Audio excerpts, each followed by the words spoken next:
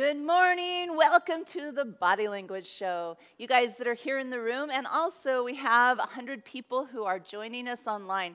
So can you guys wave at all the people that are joining us online on the camera there? That would be awesome. Thank you. We're glad to have them. Glad to have you guys.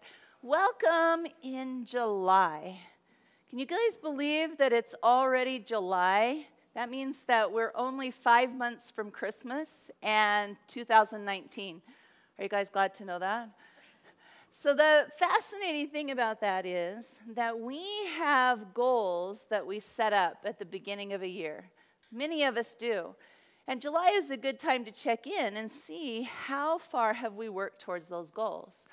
Because one of the things that affects our goals is our ability to communicate. So if you guys look at the front of your handout, does everybody have one of these? Show me yours so I know you have one. Excellent. If you look at the very front of this, on the front and the bottom, it says the 3 voices of communication. And it says gestures, tone, and words. The thing is, when it comes to communication, if we don't know what we're saying, if we don't know the messages that we're sending, it will cause miscommunication. And miscommunication is one of the biggest things that cause us to not reach our goals. In fact, if I draw it as a pie chart right here, if I draw it as a pie chart, when it comes to communication, those 3 voices of communication are split up like this. There's a small one, a medium one, and a large one. So here's what's going on. In communication, we have words that we speak, we have the tone of those words, and then we have our gestures or our body language. And so when it comes to those 3 voices, we can actually send different messages with one than the other. In fact, we've come up with a name for it. When somebody says one thing with their words and a different thing with their tone, that is called sarcasm. We've come up with a term for that. But when somebody says one thing with their words and a different thing with their body language, that one is less commonly known, but more powerful and influential on our communication. So today, while you're here, we're going to talk about that 3rd voice of communication. We're going to talk about body language. My name is Ann Washburn, and this is 3 key elements. So hopefully you've all found the right place. If not, you are welcome to stay. And you guys that are online, we're welcome you here today as well. I love teaching people about body language and communication because it is a shortcut to improving our communication. And when we can improve our communication, we now have the ability to reach our goals faster. We now have the ability to improve every single relationship in our life. We have the ability to change the environment that we live in when we understand our body language. Because the way it works is this. If I send a different message with my words than my body language, people are going to pay more attention to one than the other. And so there was actually a study that was done on this, and they gave people mixed messages. And they found that when there was a mixed message, only about 7% of the time would people use the words to decide what the meaning was from the mixed message. Only 7% of the time. And yet we spend a lot of time working on our words, worrying about our words, paying attention to our words. But if the words don't match the tone or the body language, people will only use the words 7% of the time as the deciding factor. 38% of the time, they'll use the tone of the words. Anybody here ever been in trouble for your tone of voice?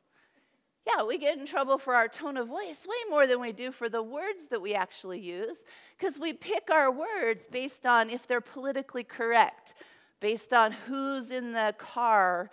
If there's little kids in the back, when somebody cuts us off on the freeway, we'll watch our words more carefully, right? But when it comes to the tone, we feel like we have a little bit more freedom, and we'll be a little less I'm going to use the word kind with our voice tones. We'll say the proper words, but then we'll say a different voice tone, and then we'll act innocent when people feel hurt or offended. But that's not what I said, but it was what was, the message was sent. And so that leaves, if anybody did their math, what percentage is left over here? See, now it's math class. You guys didn't know. 55. 55% of the time, people will pick the message based on the body language or the gestures that were used.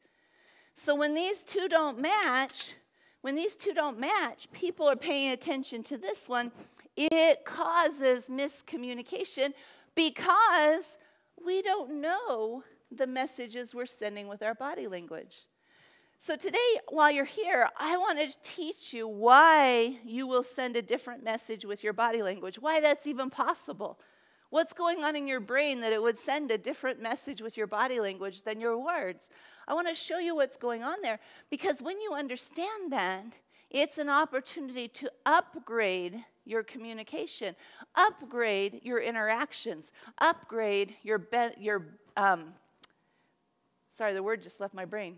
You too can present from stage. I forgot. That's all right. It is an opportunity to upgrade every single area of your life. Anybody here want an upgrade? Okay, awesome. If you don't want an upgrade, I highly recommend through this whole class today, you mentally do this. La, la, la, la, la, la, la, la. Because if you put into practice the things I teach you today, you will notice a difference in your communication. You will be able to improve the way you interact with people around you. And in our world, everything requires interaction with people. That's the world we live in. It might be on our computer or our phone or our laptop. It might be in person. It might be over the phone. But it requires interaction with people. And when the messages don't match, this is when we get in trouble. So while you're here today, on your handout, notice that on the inside, there is a second handout. And you can pull them apart like this. And now you have two of them. That's pretty cool. Now you just got two handouts. This one right here that says the 3 Key Elements Online Academy. 3 Key Elements is an education company. And this has a list of many of the classes and audio recordings that we have inside the company. That's for your reference. You can just put that down and look at that later. But I want to draw your attention to this one right here that says the Body Language Show. Got that? If you got that one, say, got it. Okay, so the Body Language Show, presented by Ann Washburn. That's me, Ann Washburn. The Body Language Show is the class that you're in. So you can open this one and even fold it backwards, because I want to show you what we have on the inside right here. Part 1 is a list of many of the different messages we send from different parts of our body language. Because not all parts of body language send the same messages. Our feet don't send the same messages that our neck does. Our eyes don't send the same messages that our knees do. They are different messages that come from different parts of our body language. So this we will reference several times during this class this morning. Especially this part right here where it says in the lower left corner, 4 foundational moves. These 4 foundational moves, those are fascinating to watch in people. And so I'm going to teach you a lot about those. Part 2 and part 3, these are fill in the blank. I am a really nice teacher. I will give you all the answers. And if you miss one, I encourage you to cheat off your neighbor. Is that fair? Okay, you don't get that offer in school very often, you guys. And then here, where our stick figure is, our cute stick figure, this is where I'm going to break down for you why our brain will send different messages with our words than it will with our body language. I want to show you what the difference is there.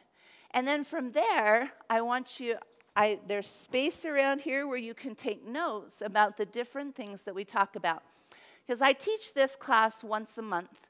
I teach it in this room once a month. I also travel and teach at many different places during the month because I will go to businesses or groups of people that need to learn about body language. Because body language is one of those things that transcends different workplaces. Wherever there's people, there is a need for understanding body language and communication. And so I'm going to show you what's going on inside your subconscious and then take notes on the things that I teach you while you're here this morning so that you can choose the ones that you're going to put into practice. Cool? All right, are you in? We don't have to lock the doors. Everyone will stay, yes? All right, we're in the right place. So can I tell you really quick how I became a body language expert? Anybody curious? Awesome. Because here's the thing. I have been working with 3 key elements now for almost 8 years. In November, it'll be 8 years. And in that time, I've given over 4,000 presentations. So I might have learned a little bit about body language along the way. And I love to give people shortcuts. In fact, the one thing I do is I do trainings. I do trainings all over the country and internationally. In fact, the other thing I get to do I really love is I get to do what's called mentoring. I work with small groups of people and one-on-one because I can quickly help people see what's between them and the goals that they're trying to achieve because I watch their answers more than listen to their answers. I'm paying attention when what they say with their words doesn't match what they say with their body language. And when they don't match, that is a huge opportunity to be able to move forward. In fact, in my personal mentoring, people pay $15,000 to work for 1 year with me. And I currently have a waiting list for people to get in on that. We do not live in a world where we can take the time to slowly learn things anymore. The world and information travels so quickly, people want to be able to get to their goals faster, to be able to keep up with what's going on around them. And so I love giving people shortcuts. But before I had this coolest job on the planet, I used to work in flight simulation. I built multi-million-dollar flight simulators. And before that, I worked in explosives. So explosives, flight simulation, body language expert, career path. Isn't that how it works? Okay, that was not the career path they gave me coming out of high school. In fact, what they told me coming out of high school was that I should be a dentist. But instead, I went into explosives, flight simulation, and now body language. But the reason was this. Back when I was in high school, I realized I didn't like people very much. That was what I found out. I didn't like the kids. I didn't like the teachers. I found that people were not very fun to be around. So I came up with a plan. And my plan was leave high school, go to the nearest college, and see if they would take me instead. So I was 16 years old. I come to the nearest college, and I'm like, can I just come to college? And they said, okay, you can come to college. And I was like, awesome. But then they asked me a hard question. They said, what are you going to major in college? And I'm like, major in? I didn't know I was going to get to come to college. Let me think about that for a second. All right, why am I coming to college? To date the boys. That's why I'm going to college. So I asked the registration guy, I said, hey, what majors do you have with no girls in them? And he goes, no girls? And I'm like, yeah, I don't want the competition. And he's like, okay. In that case, he looked through his book and he said, I know, how about you be an engineer? And I was like, no, I have no desire to drive trains. And he's like, there's no trains in our department and very few girls. And I said, sweet, sign me up. So I went through school in mechanical engineering. And it's true, there weren't very many girls. And the reason I know that is one year they called me into the dean's office and they said, Ann, we have elected you Woman of the Year for the department. And I was like, hard contest, huh? But it's okay. I was like, I'll be your Woman of the Year. I'm glad I can be your mascot in engineering. But when I graduated in engineering, I married an engineer. It's kind of part of the plan. And life was good. I could just hide in my cubicle, and I didn't have to talk to anyone. I could just send emails. I could do phone calls. But I didn't have to go out and talk to people until my kids got old enough to go to school. Dang it, because I have 4 boys and 1 girl. And when they got old enough to go to school, now I was back. I'd come full circle, and now I was back at the school getting in fights with people. And I was like, why is everybody on this planet so mean? But when I asked my husband that question, he said, Ann, I don't think you want the answer to that question. I was like, fine, you're mean too. So this is the life I was living in just 8 years ago. Just 8 years ago, I would just send my kids to school in the morning, and I would hide in the house. I wouldn't answer the door. I wouldn't answer the phone, because I felt like no matter how hard I tried to be nice, no matter how much effort I put out, my results were small. My interactions with people were not fun. They were not productive. And so I was giving up. I didn't care anymore. But this is when I got my interest in communication and body language. Because one day I was flipping through the channels on the television. We had all 7 channels at the time. And now we just don't even have TV, because what's the point? But back then we had 7 channels on our TV. And I remember I was flipping through those channels one time, and I came across an interview that was happening with a bunch of celebrities. And they were all standing for this interview next to each other. And they all had these confident body language poses on. And I stood up in my living room, and I stood like one of them that I saw there. And I remember standing there and going, oh, this feels awful. I hope nobody sees me stand like this. But it got me thinking, were they standing like that because they were successful? Or were they successful because they were standing like that? And it really got the wheels turning in my head, and I was very curious. And I was like, what is going on here? And so I heard about a class called the Body Language Show, just like this one that you're attending right now, and I signed my husband up for it. Because I wasn't going to go. There would be people there, and I didn't want to be around the people. So I sent my husband to this class. And the problem is, while he was at the class, he calls me up and he goes, Ann, I'm going to sign you up for a class called Master Your Influence. And I'm like, no, thank you. Do not sign me up for anything where I would have to go be around people. Any of you heard of the Master Your Influence class? Have any of you been there? A couple of you? Awesome. At the Master Your Influence class, we hold it at the Salt Palace. And currently, in present day, there are about 1,000 people who come to that each quarter when we hold the class. Back when I went to the class, there were 80 people in the class. And I remember I walked into the class, and here was my body language as I walk into the communication class. And I remember thinking, go ahead, try and teach me something. Because my thought process was this: I don't need to change. I am trying very hard to be a nice, good person. I don't need to change.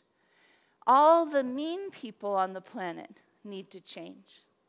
And so I sat there in that class and I thought, all right, 80 people in this class, I sure hope the 79 mean people get something out of this class, because I'm nice. I'm trying hard to be good. I'm working really hard on my words, and every once in a while, I work on my tone. But as I sat there in that class, I realized, and these are my words, not exactly what was said, but this is what I got out of it. When you send a conflicting message between your words and your body language, people will discount what you say to believe what they see. And I thought, wait a second. If that's true, what I'm being told is I have the power to influence the way the people around me are interacting with me by adjusting my body language. And so I thought, all right, I'm going to put it to the test. I'm going to try it. I'm going to try it out. So I went home and I tried different body language. And here was the big problem. I immediately got different results. Immediately. So then I got mad. because the stubborn part of me kicked in. Anybody here stubborn? Who's stubborn? Oh, yeah, good. The ones that didn't raise their hand, they're the real stubborn people. But here I was, and my stubborn kicked in, and I'm like, if body language has this big of an impact on our results, how come I wasn't taught about it in school? Because I went through school, and I had lots and lots of classes where we worked on the words. Do you remember any of those classes where they made you learn how to diagram sentences and understand how every single word worked? But where were the classes that taught you how your body language worked? Where were the classes that taught you the communication of what messages you were sending out to people? How many of those have you got? One, right? Because you're here today. So you've got one. But we don't get them. And so I said, fine, then I'm going to change my career. And I'm going to change what I'm doing so that I can share with people the shortcuts that took me from a place where my kids would come home from school and they'd say, Mom, there's an activity at school, but can Dad go with us instead of you? And I'm like, why is that? Oh, we just like him going with us better. They didn't want people to know who their mom was because I didn't know how to interact and communicate with the people around me. But now in my life, my family, are excited to let people know who their mom is. My kids call me all the time, and they're like, hey, Mom, will you talk to this group for me? Will you do this with me? My kids like me better, not because I'm a different person, but because I learned to communicate differently with the people around me. So the things I'm going to teach you today, you can put into practice to influence the interactions and the relationships with anybody in your life. So do you want to learn those things? Yes? All right. So in order to learn about body language, it means that we'll have to have people to watch. So I may ask for volunteers to come up to the front. So in order to have a safe environment for volunteers, you'll notice at every 3 key elements event that we ever hold, we have 3 rules. And those 3 rules, they'll be the same in every class that you come to. And those of you who have been to one of our classes before, you may know what these are. The first rule is always high levels of respect. High levels of respect. So please tell the people on both sides of you, I will respect you until 11:30. Tell them on both sides. Because after that, you're out of my jurisdiction. But till 11:30, we're going to have a high level of respect. Rule number 2 is to be present. That means being present has a couple of meanings to it. One of them is this. When it comes to being present, it means be willing to participate. Be willing to guess when you don't know an answer. Be willing to be a little playful. Because I understand how your brain works. And when we are willing to get a little bit outside of our comfort zone, a little bit, not a lot of it, just a little bit outside of our comfort zone, it causes us to retain the information that we learn better. And so if you're willing to participate, to play, and to guess when you don't know an answer, all 3 of those things will cause your brain to open up and absorb the information that I share with you better. And so that way, the time you have invested in being here today will be multiplied because you are willing to participate and play and even guess. Because here's what happens. We've all been to a place called elementary school. Anybody been there? And there was that one kid that raised their hand in a class and they had a wrong answer. And it didn't go well for that kid. And so we all decided that from then on, we were not going to guess an answer. We were not, and then we were also had those teachers that tried to keep us down and didn't want us to talk out or play in class or cheat off our neighbor's paper. all of them had good reasons, but what it caused was us to hold ourselves back. So in this class, where I'm teaching you about body language and communication, I'm going to ask you to participate just a little bit different than you would have normally done. Because if this is you, and we call this your comfort zone, your comfort zone tends to cause us to believe that it's our safety zone. We tend to misinterpret it and call our comfort zone our safety zone. And so we feel like if we leave this comfort zone, we've left our safety zone. And so here, play with me for a second. Everybody, raise your hand as high as you can raise it. Raise your hand as high as you can raise it. Got it? As high as you can raise it. Got it? This is where you say, got it. Got it. Now, raise it just a little higher. Wait a second. I told you to raise it as high as you could, and now you just raised it a little bit higher. Your brain is ripping you off.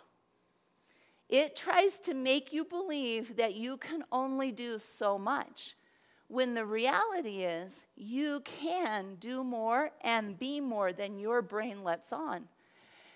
And so this comfort zone, if you let yourself step just a little bit outside of that comfort zone, just a little bit right here, this is not your safety zone. Your safety zone is way out here. And I'm not asking you to leave that.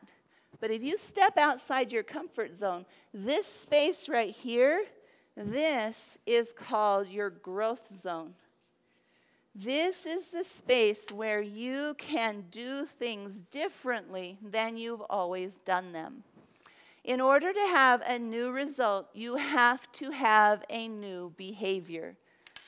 Einstein said it well. He said the definition of insanity is doing the same thing over and over and expecting a different result. In order to have a different result, you have to have a different behavior. In order to have a different behavior, you have to get outside of what is comfortable and familiar.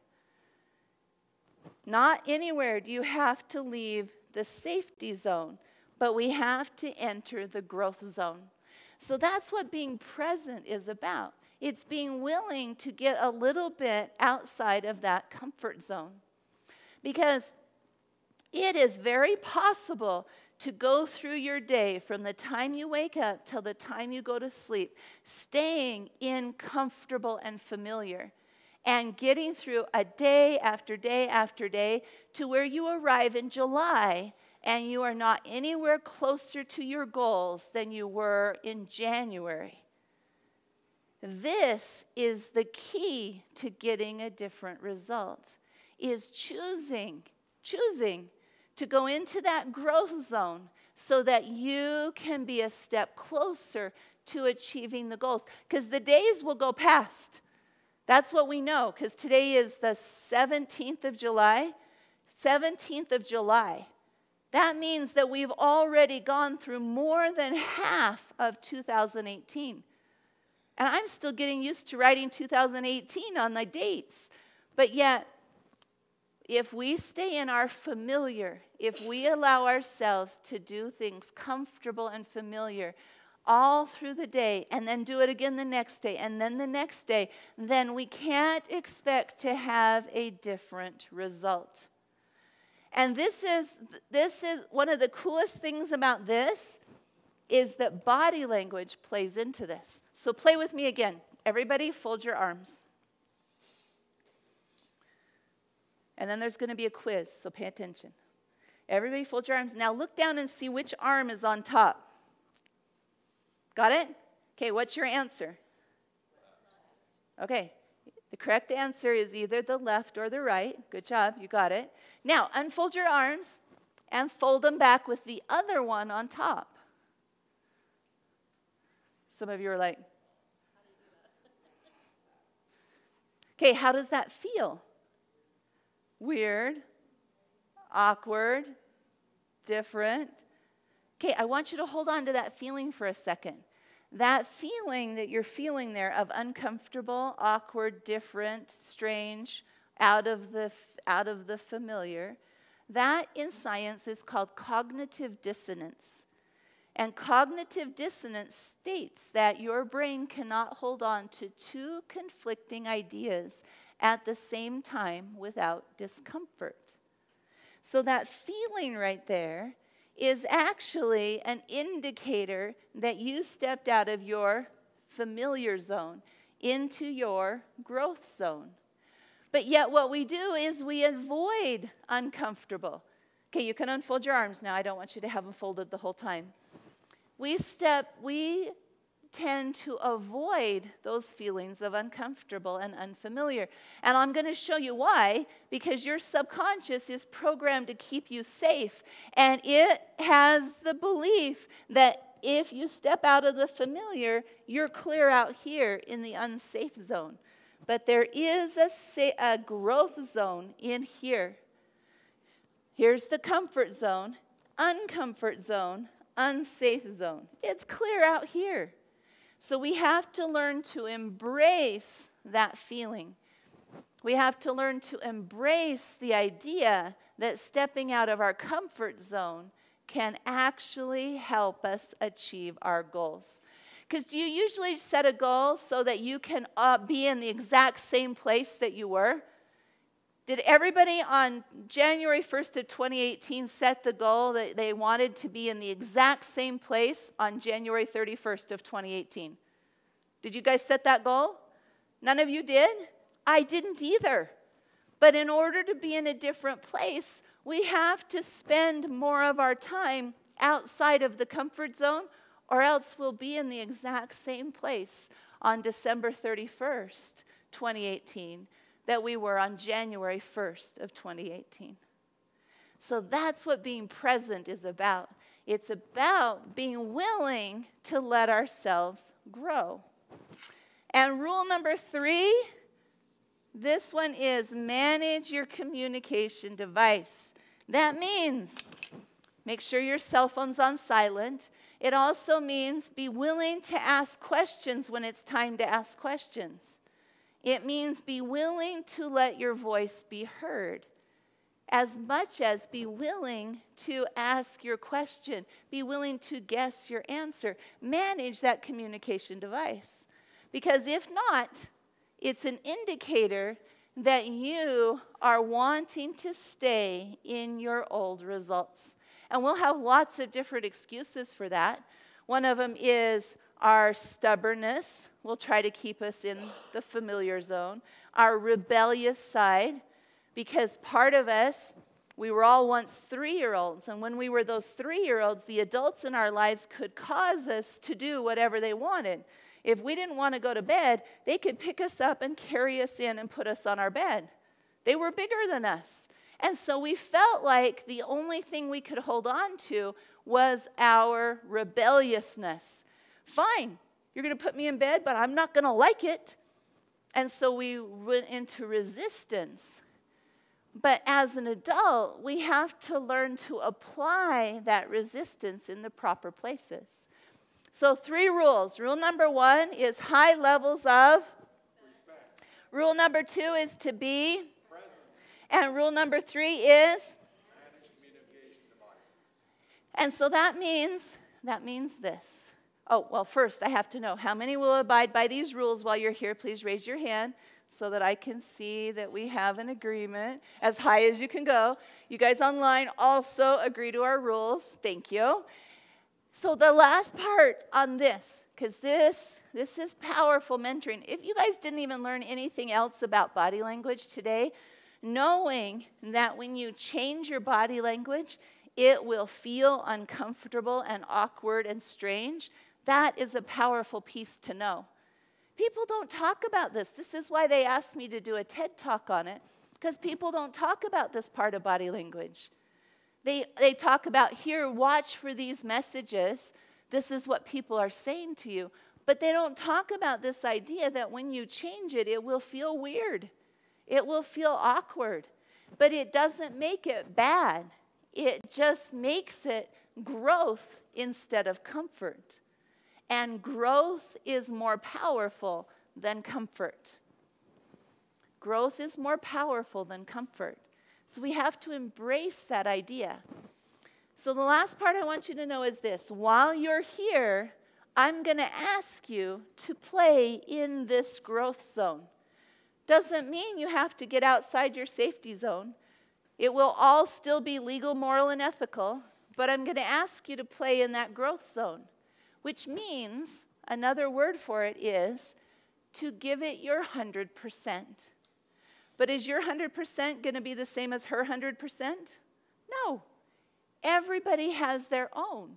If you are here's another secret for you to know. If you're outside your comfort zone, in your growth zone just a little bit, that is playing at 100%. You don't have to be clear over here to be playing at 100%. So the thing is I have vast knowledge in my head about body language and about what holds people back. And I can share as much or as little with you as you want while you're here today. But that's up to you. I'm going to gauge it by your level of participation. Because I'm here to play at 100%. What level are you here to play at? That sounded like 13. So let's just test it one more time. I'm here to play at 100%. What level are you here to play at? 100%. Awesome. For 2 hours. That's right. At 11:30, that's the cutoff, and you can go back to playing at 13%. But until then, I'm going to ask you, just for that time, to try it out different, to play different, to participate different. Because you've sat through plenty of classes and left the class and not known anything more than when you entered it. I've sat through plenty of classes where I did the exact same thing. And part of it is the person up front and the information, but part of it is your willingness to go into this zone so that you can leave different than you walked in. I cannot do that part for you. That is up to you. It's a choice. But I can show you what the choice is. And when you are clearer on what the choice is, you now are closer to picking the fruit of that opportunity because you know what it is. So when you said your 100%, how many of you, when you said your 100%, it felt just a little bit out of the comfort zone? Did anybody? Okay, only half of you. So we got to try it one more time. Just get you a little bit into that growth zone. So let's have fun with it. Let's see if we can make the people opening their restaurant next door, let's see if they can hear us. That would be awesome. I love it when they come over and go, "What were you guys doing this morning?" We were getting out of our comfort zones. That's what we were doing. All right, so I'm here to play at 100%. And you guys need to know that when I go off on a tangent, that is bonus material based on what I'm watching in the audience. Because I'm paying attention to where you're hitting your walls.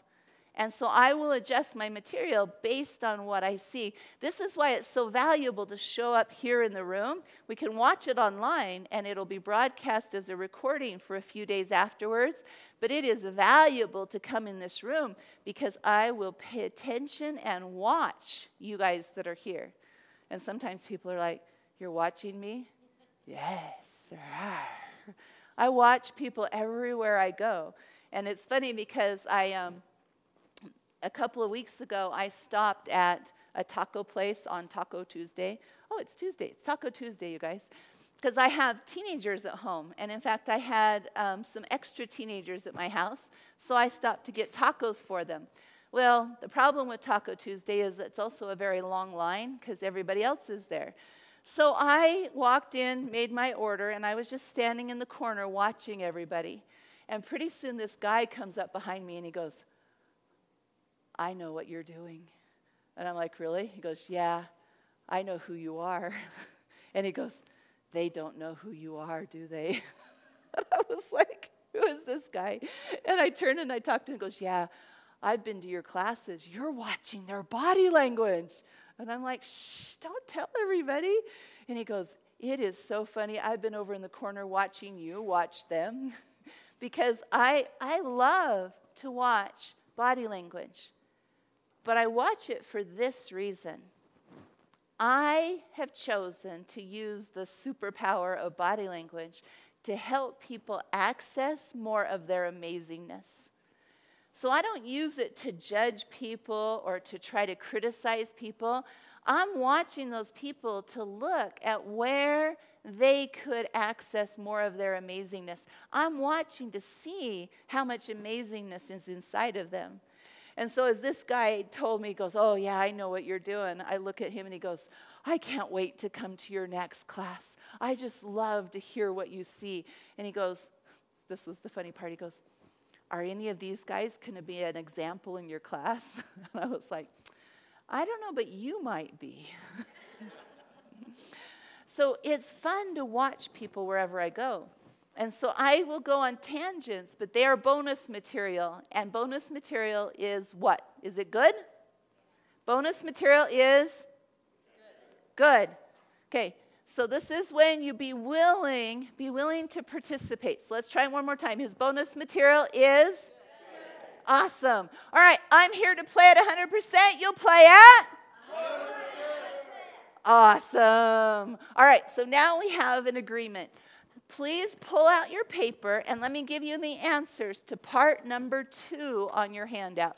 Does anybody need a writing utensil? Everybody have one? You're prepared? All right, awesome. So I'm going to read you the answers for 2 of the blanks. And when you've got them written down, say, got it, and I'll know it's time to go on. Got it? Reading body language is a skill to find answers and solutions.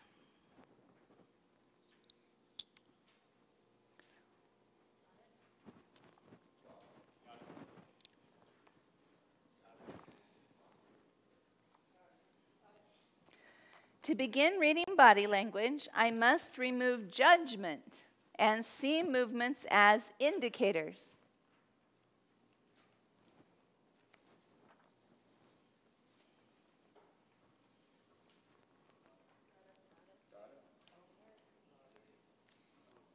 Yeah, don't ask me how to spell that.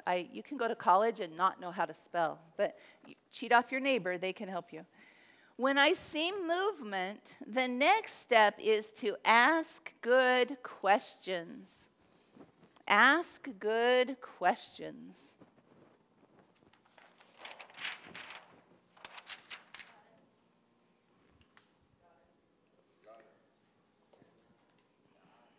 So what happens if you see somebody standing like this? What does that mean? Closed off. Couple of options. What, like what? One is, one that I understand is they're closed off, and the other one is they're thinking, they're mulling things over. So they could be thinking, they could be closed. What was yours? Bored. They're bored. Could they be keeping something closer to their chest? They can be keeping information in. I'm going to repeat what you say so everybody online can hear. Yeah, you could be holding something in or keeping something closer. What was yours? Hiding. Yep. Cold. It could be cold. So how are you going to know which one it is? Ask what kind of question? Good. A good question. So was this a good question? Why are you so closed? That's not a good question? Okay, so what's the difference between a good question and an ungood question? That's a word, I made it up. What's the difference? A good question builds rapport and maintains connection. An ungood question makes people defensive and pushes them away. So if I say, why are you so closed? Or here's another really ungood question. I was watching your body language. Why are you standing like that? Yeah, that's kind of creepy, right? That would be an ungood one. What about this, though? Would this be a good one? Is it cold in here to you? That would be a good question. Because now if they say yes, you're like, yeah, it's so cold in here. Then you know why they were doing the body language. If they say no, it's not cold, then you can rule that out and ask another question. But asking questions, we don't want to immediately judge people based on their body language. Because I heard of somebody once that they started learning about body language, and it was a friend of mine that was telling me this, and she goes, she now goes around the neighborhood telling everybody what she sees in their body language and telling them they need to change. And I'm like, how's that going for her? She's like, nobody wants her to come by anymore, and they won't answer the door if she's at the door. And I'm like, that is not the goal. Remember, our goal here is to improve our communication. So if we go into judgment when we see body language, it will not improve the communication. So that's why the very first thing we talk about here is, in order to read body language, I must remove judgment and see the movements as indicators. I have to be willing to see that it could mean a couple of things. It could mean, because all of you are right, it could, standing like this could mean a lot of things. And it isn't just the arms, it's the weight on one leg, it's the shoulders hunched a little bit. There's more than one message. So we have to take out the judgment so that we aren't causing our communication skills to go down. Sure, that will feel uncomfortable, wrong kind of uncomfortable. That's why I had you guys do the arms folded, because that kind of uncomfortable is the kind of cognitive dissonance that we're looking for. Not the kind of uncomfortable where you run up to somebody and go, here, let me judge you. It'll be uncomfortable, but we'll grow. That's not the kind I'm looking for. What we're talking about here is growing by adjustment. So let me show you what's going on inside of your subconscious. Inside your head, we have a conscious and a subconscious. Is that true? Two of you. The rest of you, just so you know, it is true. We have a conscious and a subconscious. Which one handles more information, the conscious or the subconscious? Subconscious. How much more? A lot. Great guess. Good job. So studies show that our conscious mind will process between 20 and 40 pieces of information every single second. Our brain runs really fast. That's why we're always trying to get computers to run faster, because our brains can process so quickly. In that same amount of time that our conscious is processing 40 pieces of information, what number of things do you think the subconscious will process? Good guess. Good guess. Awesome guesses. Okay, excellent guesses. Good job. So our subconscious in that same amount of time will process 40 million pieces of information. So you're absolutely right. A lot more information is processed in the subconscious. So the problem arises here. Our subconscious is running through that much information every single second. How does it know what information to clue us into? Because if we suddenly had 40 million pieces of information flooding into our conscious mind, we now would be overloaded. Our circuits would pop, and that would not be pretty. And so there's a filter between the conscious and the subconscious. And the subconscious has to know what information to feed to the conscious mind. So in order to do that, our subconscious needs programs. Just like your computer. Your computer is not useful without programs. Lots of information can go into a computer, but without programs, it doesn't know what information to give you on your screen. So my computer and your computer both can have the same World Wide Web hooked up to the computer, but based on what programs are in yours and which programs are in mine will depend what information comes up on the screens. They won't be the same. Your subconscious behaves much the same way. It's got programs that are in there. But there's two differences between our computer and our brain. One is our computer, we choose the programs we're going to put on that computer. And often our computer comes up and says, hey, there's an update available for this program. Do you want to install it? And I'm like, yes, let's install that upgrade. I want that upgrade to my programming. Unfortunately, our brain does not have the same system. Our brain, I don't wake up in the morning and have a screen that comes up on my forehead that says, hey, you need to upgrade your programming. That would be really nice, but I don't have one. The other difference is we choose the programming on our computer. For our subconscious, the majority of the programming was placed there between the ages of birth and 11 years old. So the majority of my programming was put in then. Isn't that good news? Aren't you so glad that you have that program from when you were 7 that's making decisions in your finances as an adult? But what about that one from when you were 10 that's making decisions in your marriage as an adult? Isn't that awesome? But yet we keep running these programs over and over and over because your subconscious is, just like I was talking about it here, your subconscious is interested mostly in things being familiar and safe. That's what your subconscious wants. So if a program is familiar and it won't kill you, your subconscious will defend that program. Sorry, there isn't anywhere where the subconscious will default to the programs that will help you achieve your goals. Your subconscious will default to the programs that are familiar and won't kill you.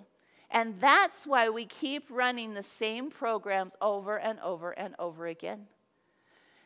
So here I am running these programs. Anybody want an upgrade to their programming? Okay, this half of the room. Oh, good. So the rest of you can listen in if you want.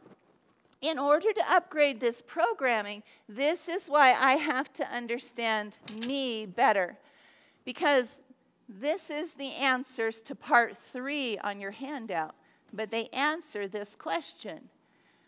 While you're speaking, your brain, your subconscious will choose the words you speak before you speak them. Your subconscious will choose approximately 650 words every minute for you to speak. Every minute. And how does it choose the words? Based on the programs that are in the subconscious. Because your subconscious wants to defend the programs that are in the subconscious. It wants to defend them. What does that mean, Anne? Well, I'm so glad you asked. Your subconscious wants to validate the program. It wants to know that it's familiar and safe. So your subconscious wants to send messages out to people around you that will cause them to respond based on your programming. So it picks these 650 words based on your programs. Well, thing is, we can't speak 650 words a minute. We can only speak 150 words a minute. So we have to choose out of those 650 words, we have to choose 150 words to speak. So how many words get held back? 500. What was your question, Ryan? The whole part? No. You said our subconscious chooses. I'll finish. You'll get it because I'm going to bring it all together here. Yeah, you'll get it. So our subconscious is choosing the words based on our subconscious programming. And so it says, all right, based on all these programs, I'm going to say defend, because our subconscious wants to defend the programs. These 650 words, if you'll speak these, that'll cause the people around me to respond based on my programs. But then I have to whittle it down to 150 words. So my subconscious says, well, wait a second. you only spoke this 150, and you filtered those. You filtered them based on political correctness, based on the people around you, based on whether they're nice. So I still have some message I need to get out to people. So our subconscious looks around and says, all right, what else, how else can I get this message out? And our subconscious says, all right, you spoke the words, 150 of them. You were careful with your voice tone, but you caused some of the message to go out there. I still have another 500 words worth of message that needs to go out.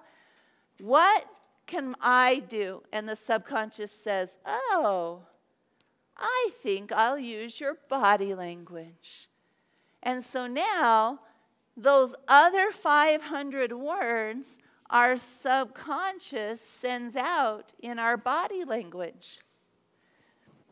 Problem is, there was a reason I didn't speak those words. Some of them weren't nice. A lot of them weren't nice. Some of them were going to cause me to not get a result that I wanted. And they're coming out in my body language. The correct response to this, to learning this, is to do this. Ah! Here, try it. It's fun. Ah! Ah!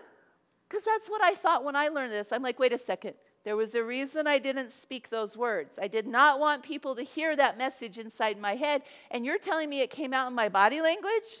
Yep. Go ahead. So can you, even if you are feeling those words, can you make your body not show them? Okay, so her question is really good. Even if you are thinking those words, can you make your body not show them? That's kind of what you said, right? Can you do it? That is the powerful question right there. So play with me for just a second. Everybody, hold your breath. Now, tell your heart to stop beating. Okay, it didn't work. You can breathe again. There are some things that we can take conscious control over and other things that we can't. Our body language is one of the things that we can override with our conscious mind. What's your name? Suzanne. So Suzanne, that's a very good question that you asked. Because can I stop my body from sending those messages? Yes. What would happen next? If my subconscious is sending the message out through my body language because it wants to defend the programs, and I stop the body language, how will that feel to the subconscious? Uncomfortable. It will feel awkward. It will feel strange because I stopped the body language. And as soon as I do that, I now send a new signal back to my subconscious. And my subconscious now has a problem because it's getting two conflicting messages. And the conflicting messages are between the program that was already there and the overridden body language. Now there's a conflict, which works to our good. Cognitive dissonance helps us out. Because here's what's going on. Your subconscious is sending that message out through your body language. People pick up on the message. They treat you according to your program. When your subconscious sees them treat you according to your program, your subconscious says, the program is valid. Not true, but valid. Because one of my big programs was everybody is mean. Remember that program? Was that true? Is everybody mean? No, but I believed it. So my body language sent messages out to cause people to validate that program.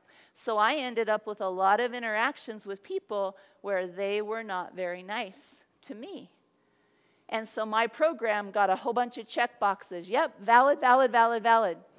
Well, now I started to pay attention to the body language that went out when I was feeling that program. People are mean. Well, like you, what was your name?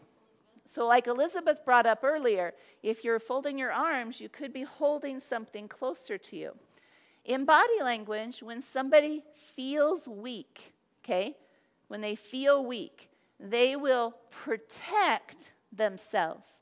So their body language will come inward. They'll fold their arms, their shoulders will come down, or they'll close their hands some way in front of them, and their weight will go to one leg. It's protective measures when somebody feels weak. When somebody feels strong, they open up. Their weight will go on both legs. Their shoulders come back. Their arms come apart because they feel confident. They feel strong. So now, let's just imagine I show up at my kids' school, and I'm going to go into their school, and I have the program, they're going to be mean. So now, as soon as I get out of the car, I go into a protective stance. And this is what I noticed that I was doing. I went into a protective stance before I even walked into the school.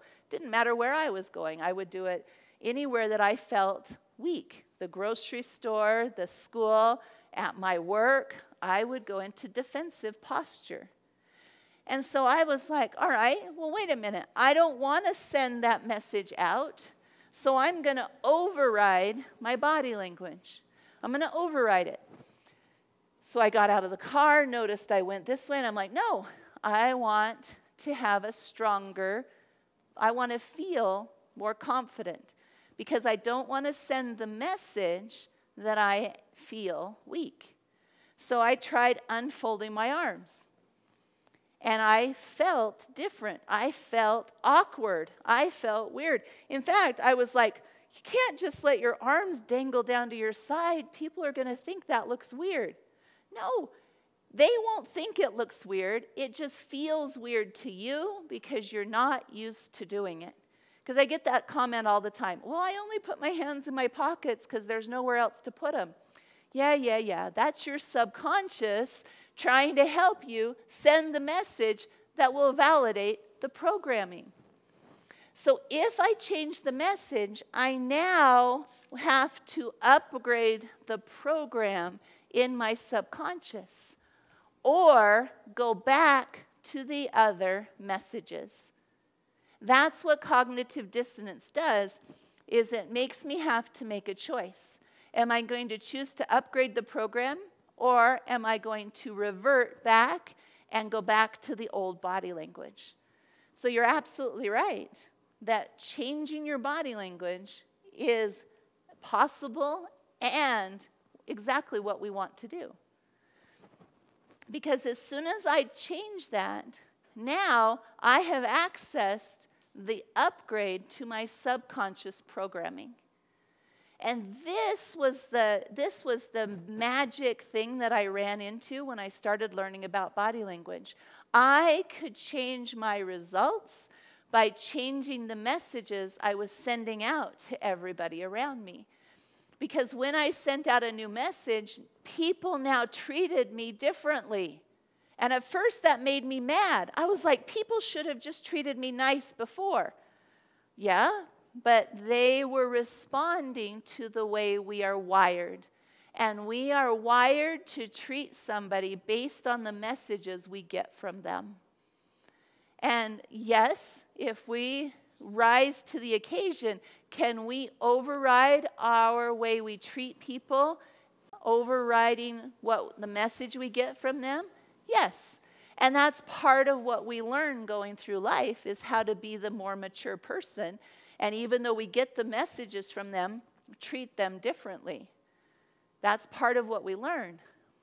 But the real powerful thing is to change the message we send out so that people can change the way they interact with us. So that was a long answer. Did that make sense? And then eventually it becomes like you don't have to think about making your body do that. It just does it. Yes. So what she said, in fact, can you give her a microphone? Because I like it in her voice better. So say your name again in the microphone and then say that comment again. Suzanne is my name. And I said, so eventually your body will just naturally do it without you thinking about making it do it. Yes, because you've changed the program. And so now, that since the program has changed, the message your subconscious wants to send out has now changed. And so it will change the messages because the program has changed. So we interrupt the body language, and that will change the program. Once the program is changed, that will change the body language. Because you're going down the right path here. Our body language, when we aren't thinking about it, reverts back to subconscious control. So just like our breathing, if I ask you to think about your breathing, everybody will get really conscious of their breathing. But as soon as we quit talking about it, pretty soon we won't think about our breathing, and our subconscious will take the breathing over again. Does that make sense? Okay, go ahead, pass that to her. And then say your name so they know who's talking. Elizabeth. So when at first you're doing something because it's comfortable or it feels like it's in your safe zone, and then as you're changing it and you're changing your actions or your body language, it's uncomfortable because it's new, it's unfamiliar. But then as you change your subconscious, it starts to then become the more comfortable part because that is now what you are. Do you know what I mean? So the way I say it is what you've done is you've enlarged your comfort zone. And so now this is your comfort zone. And so now you get access to the next layer of growth because you've enlarged your comfort zone to here, and now your growth zone is out here. That is now your new baseline behavior. You guys are deep thinkers. I like this. This is awesome. And so, Elizabeth, to your point, if I can make that new program my normal, now it will feel comfortable to be out here. So for me, it looked like this. I walked in and I realized I was defensive. And I'm like, no, I don't have to be defensive. So I put my arms down. But as soon as I quit thinking about it, they were folded again. And I was like, no, unfold them. So I was walking around like this, and people are like, what's wrong with you? Nothing. I'm just upgrading. And I had, in fact, at first, my fingers all swole up because I didn't even have the blood vessels to pull the blood out of my hands because I was so used to keeping them folded. And my excuse was that I didn't have any pockets because girls' clothes don't have pockets very often. And if they do, they're just these little half pockets like these. And so that was my excuse. But I was watching a movie, and I noticed that all the people that were in the scene, if they weren't doing anything, their hands were down to their sides. And I was like, that never looked weird to me. Why do I think it feels weird? So I had to change my default programming to a place to where this could feel comfortable. And so now, if I fold my arms too long, that feels weird because I've changed the program, which has changed my comfort zone. So I'm glad you made that connection there, Elizabeth. Good job. Okay, hey, will you pass the microphone to her right there? Round of applause for both of those comments. Can you guys give a round of applause? Thanks, you guys. All right, so is that making sense? Are you guys following it? You see the superpower of body language? This is what people don't realize, is how powerful it is to pay attention to your body language and do something about it. Because if I want to change my programs, I have to have a new behavior. You will not get to your goals by maintaining your old behavior. Unless your goal is, I want to be exactly the same at the end of the year as I am at the beginning, that won't even happen because you'll be a year older. We can never be exactly the same. So I either have to grow or digress. I don't stay the same. So it's up to us to choose what the change will be. And for me, I was very frustrated in my life 8 years ago because I'm smart. I went to college. I was trying to do all the right things, but yet my results were going down. I didn't know what to change. And so this is why I love to give people the gift of understanding body language so that you can have something to change. I didn't understand before that there was this connection between the programs and the body language.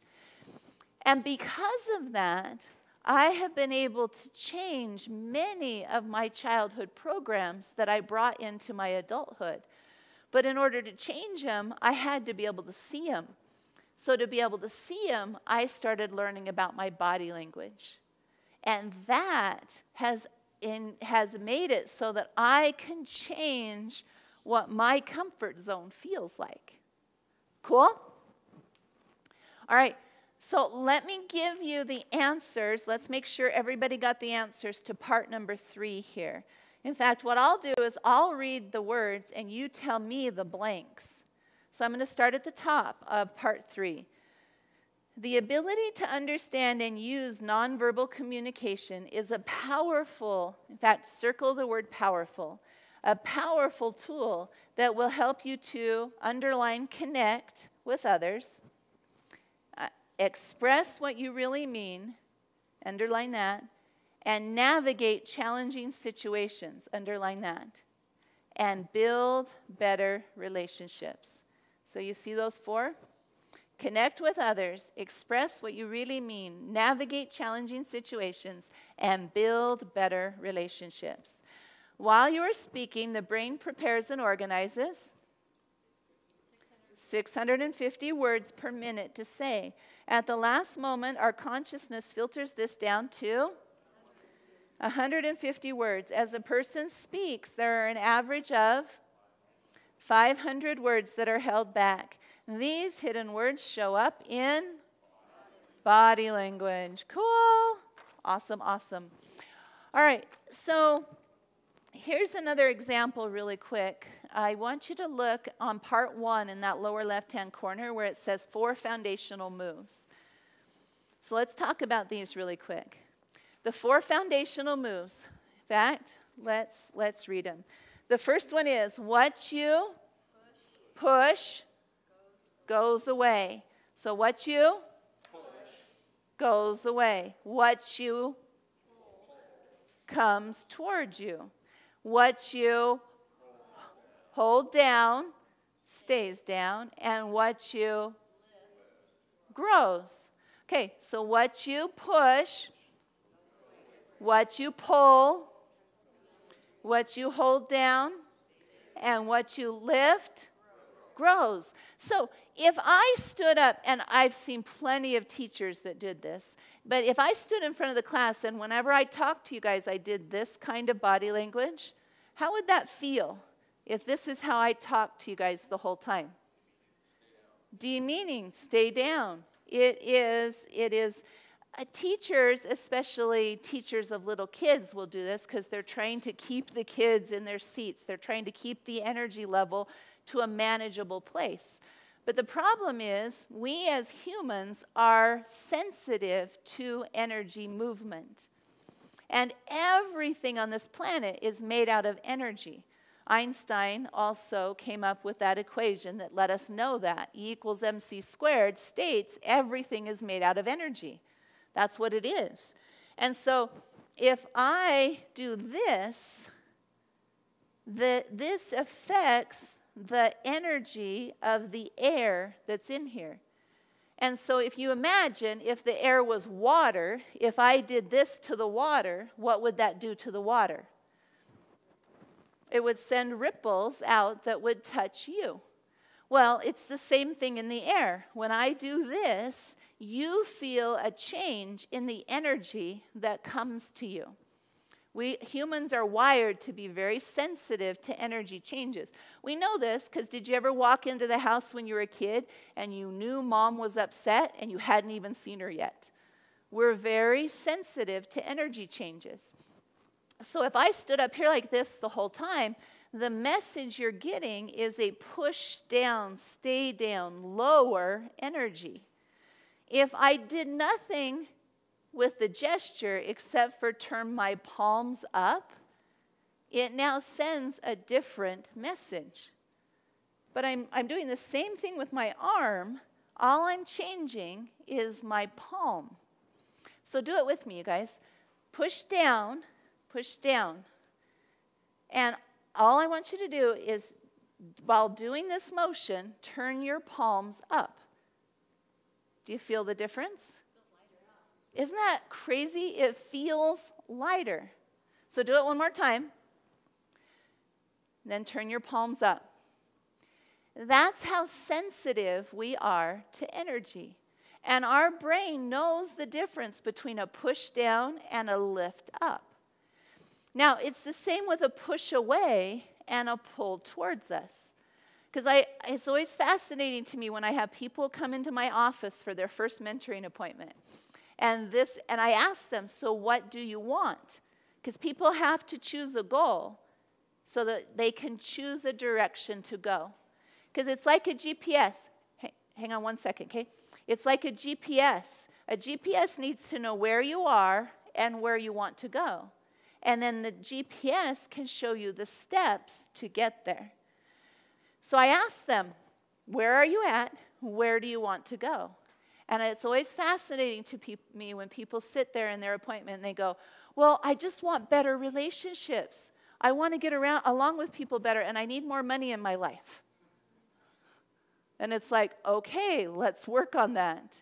Because the other thing is, remember, your subconscious is not programmed by default to get your goals. That is not the default programming of your subconscious. When you want to reach a goal, you have to teach your subconscious new programming in order to be able to get that goal.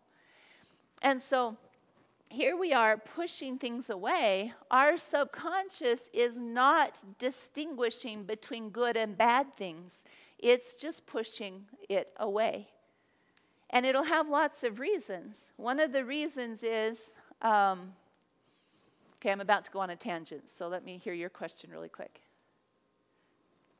My name is Ryan, and my question is, so if we're all sensitive to energy, can certain people have a bigger effect on our energy than others that we know, whether they're present in our space or not? What do you think? Well, I think I know that they can, but how do you stop that? or raise that up, I guess. That's a great question. Anybody else want to hear the answer to that question? All right, so let's see if I can repeat the question so I can make sure that I'm answering what you want to know. Can we be more sensitive to some people than others? And if that's true, how do we protect ourselves or raise the energy without letting them pull our energy down? Help each other. Yeah, because you're very much a let's all get along kind of person. Yeah. I see that in you. And how many kids in the family you grew up in? Just my brother and I. Are you the older or the younger? I'm the older. You're the older. So you wanted to take care of him. Yeah, sure. I say take care of each other. Yeah, because that's important to you. Protected each other, yeah. Because how much younger is he? Just barely? Yeah, not 18 months. Yeah, so you guys grew up together, and so it was all, but you are programmed with this idea of let's get along, let's take care of each other. Not everybody is. And so other people that you interact with that aren't all about taking care of everyone, that could pull down on you. Okay. Does that make sense? Yeah, that makes sense. And so it's like, how do I keep myself safe from that? Is that what you're asking? Yeah. I guess if you don't have the same, so I guess what you're saying is some of us don't have the same. We don't have the same purpose, goals, we don't programming. Everybody doesn't need to get along, so that's not in their peripheral. Okay. Yeah. Yeah. Because when it comes to, there's lots of ways to measure personality types or whatever, but what I like to look at is I'm wanting to communicate with people. And so when it comes to communicating, I divide. Okay, this is mentoring. We're going into mentoring for a minute. Are you guys okay with that? Yes. Okay, mentoring is powerful. But what I like to do is I like to divide people into a quadrant, so to speak, because I want to know how to interact with them in a way that they will not push it away. Yeah. And so I asked 2 questions. Is this person a people-focused person or a results-focused person? So I divide it that way, people or results. And so Ryan, you are a people, not a results. Doesn't mean you don't get results. It's just which one comes first? The people come before the results. There's other people in this room that results come before people. And that's okay. There's not a good or bad. It's an understanding. And then I say, all right, now if they're a people or a results, either one, they can be either a fast personality or a slow personality. And again, there's not a good or a bad of either one. Some people just want to get through things. Come on. And so if you have a results fast person, they're going to be like, chop, chop, chop, let's get things done. Doesn't matter.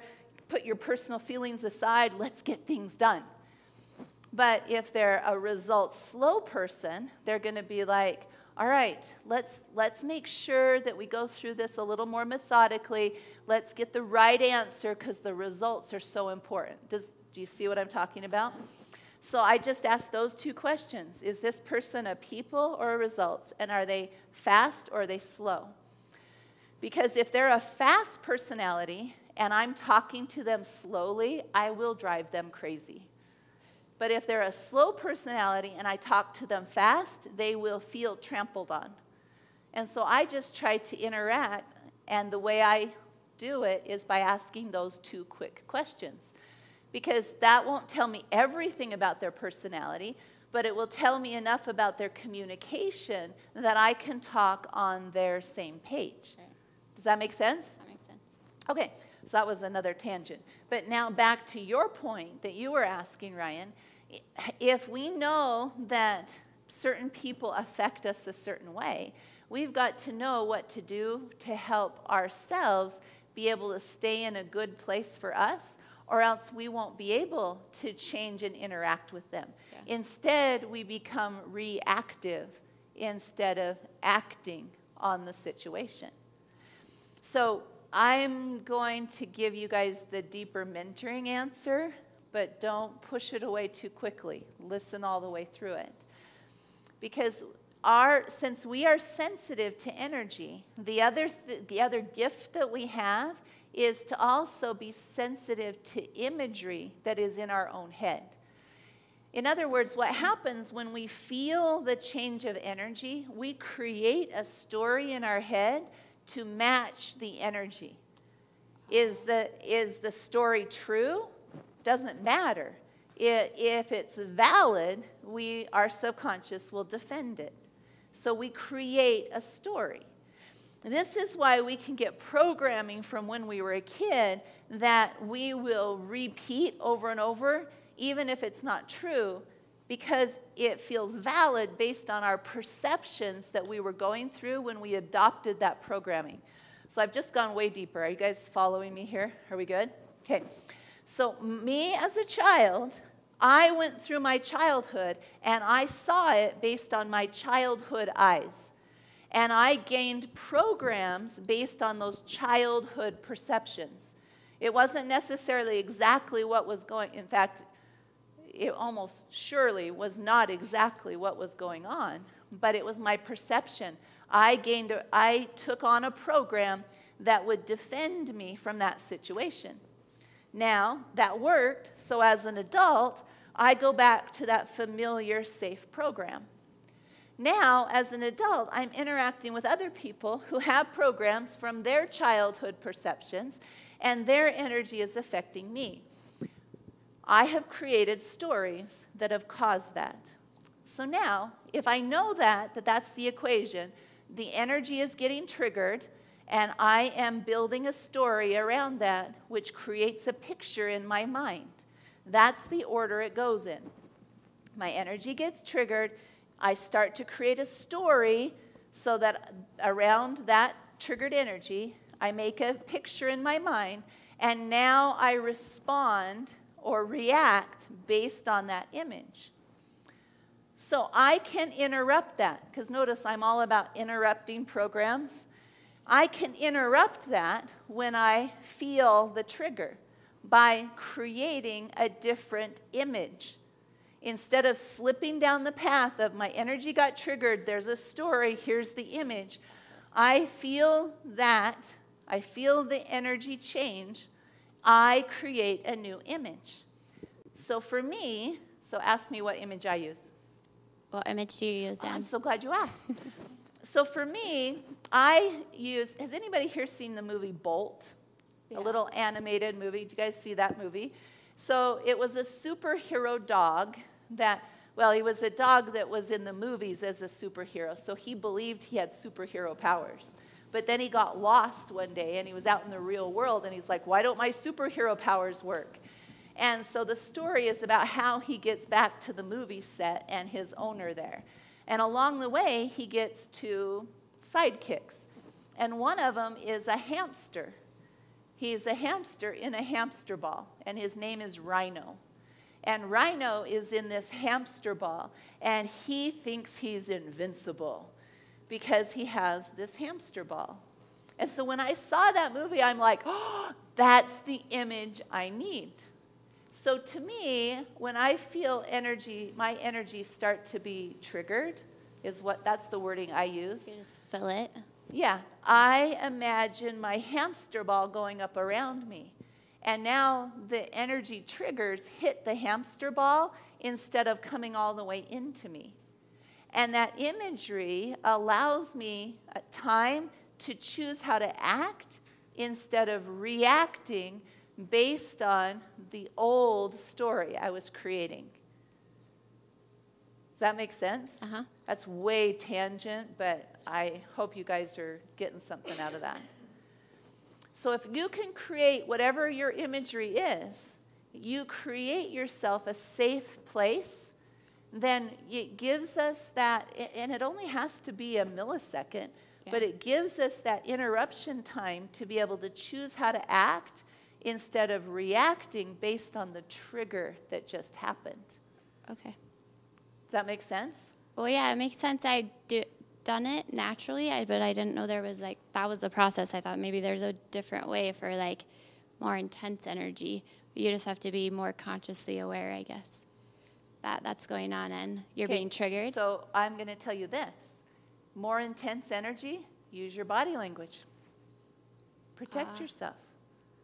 Body language doesn't only But have then to you be don't, open. then you're going back to your comfort zone, so you're just not ready for it, or? No, that's not what I'm saying. In that moment, if you choose it, you can use your body language to help feel the protection around you. Okay. To deflect it. Don't let yourself always stay there. Here's another one.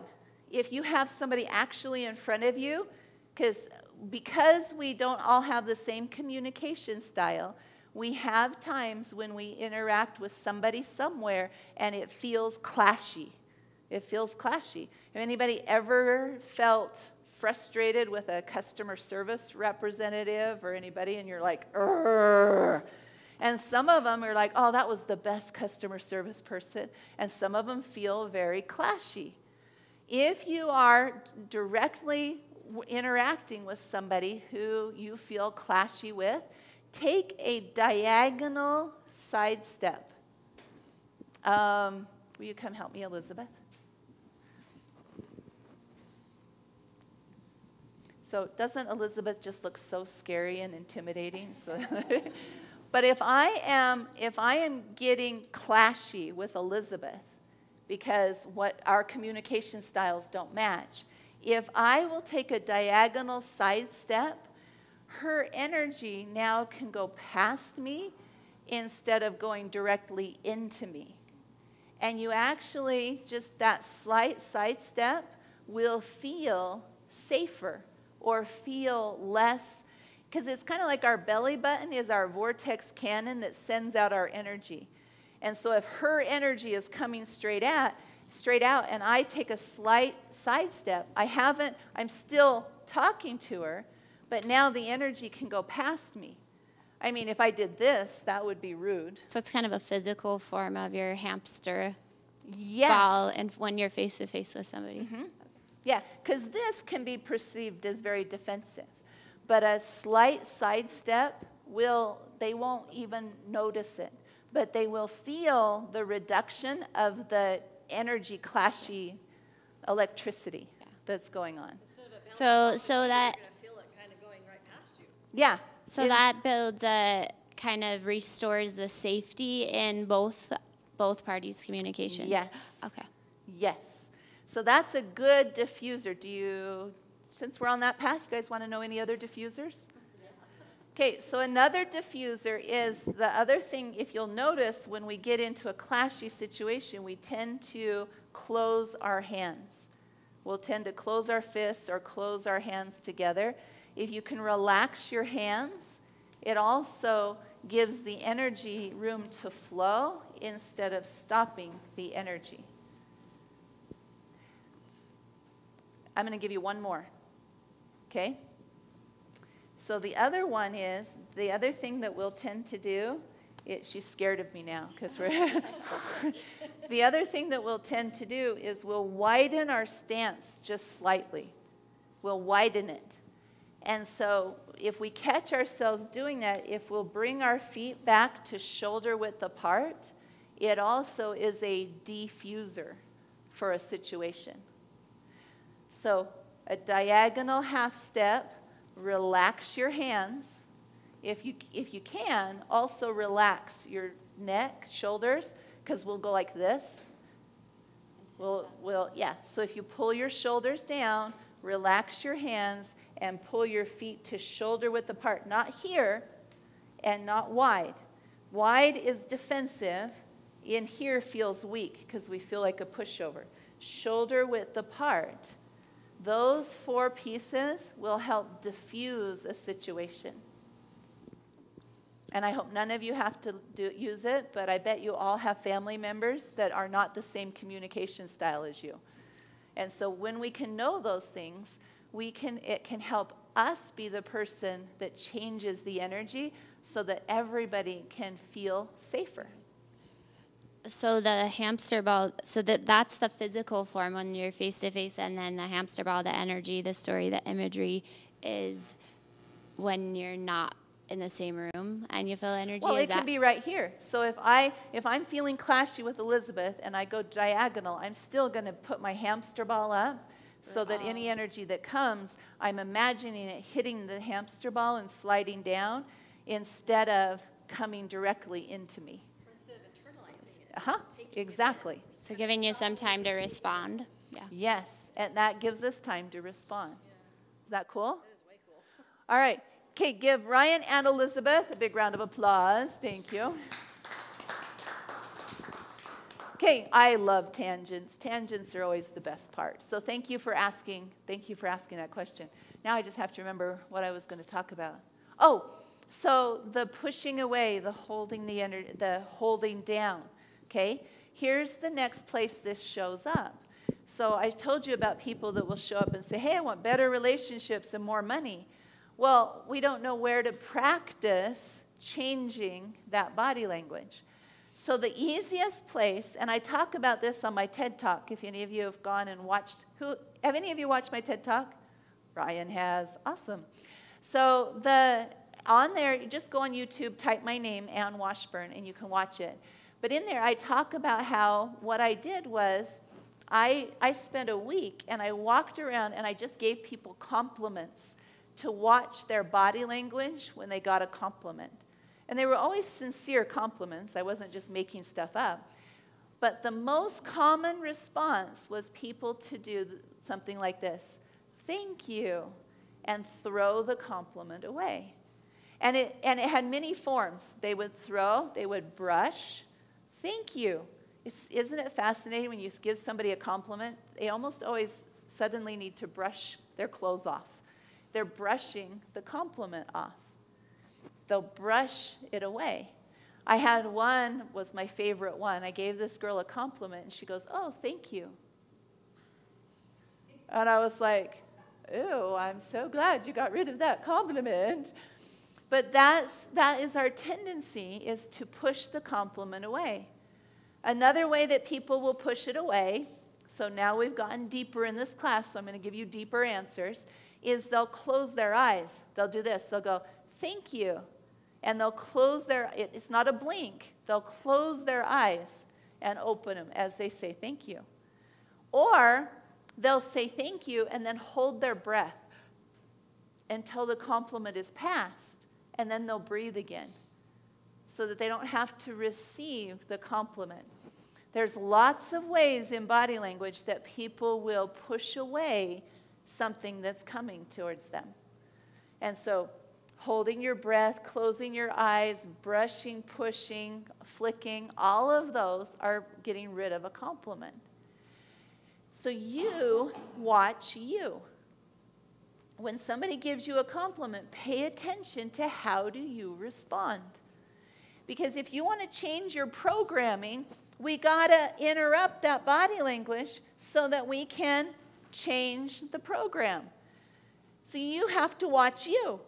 When somebody gives you a compliment, how do you respond? And notice what it is.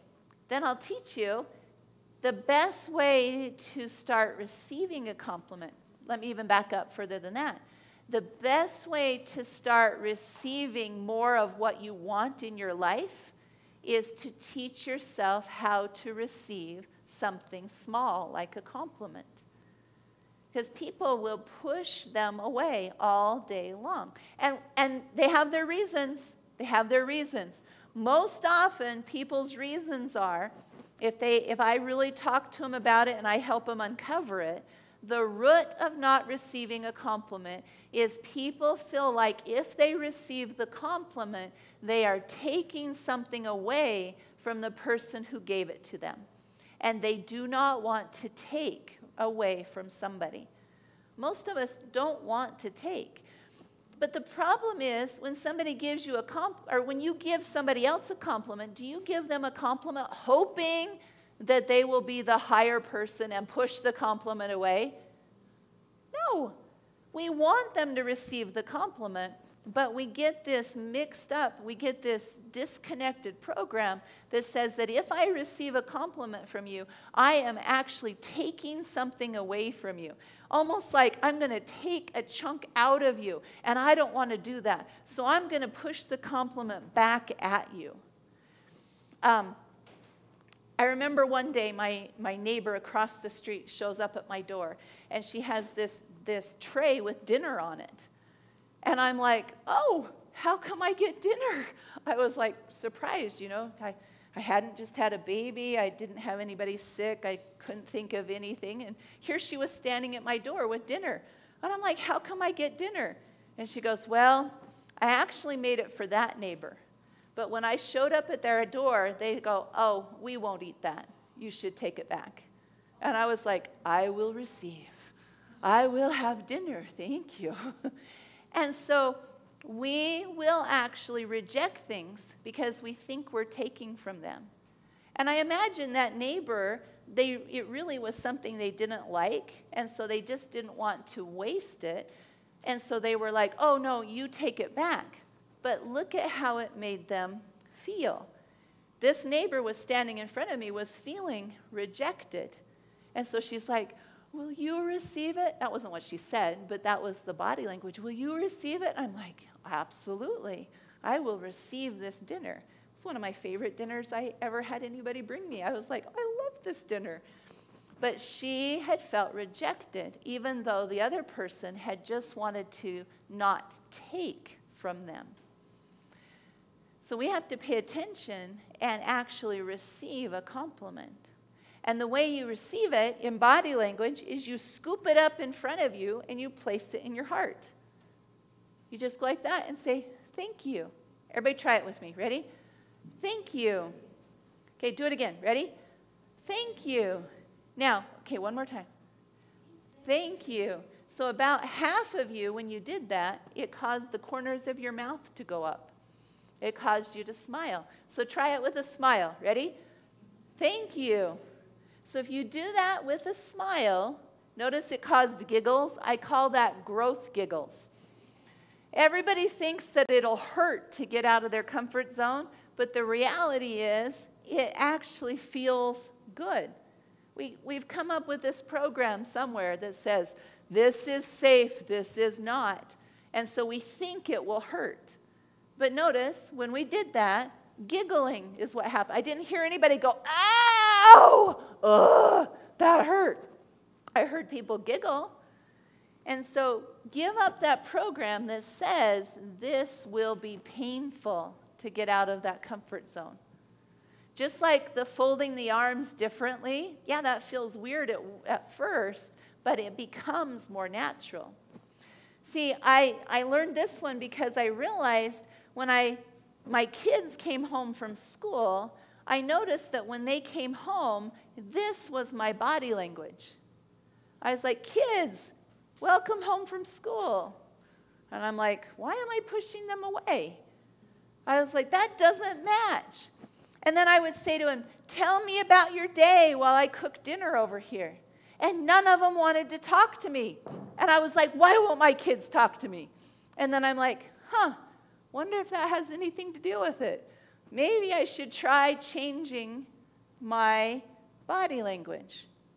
So I had a talk with my hands, and I was like, all right, hands, we're going to quit pushing them away. Let's pull them towards us.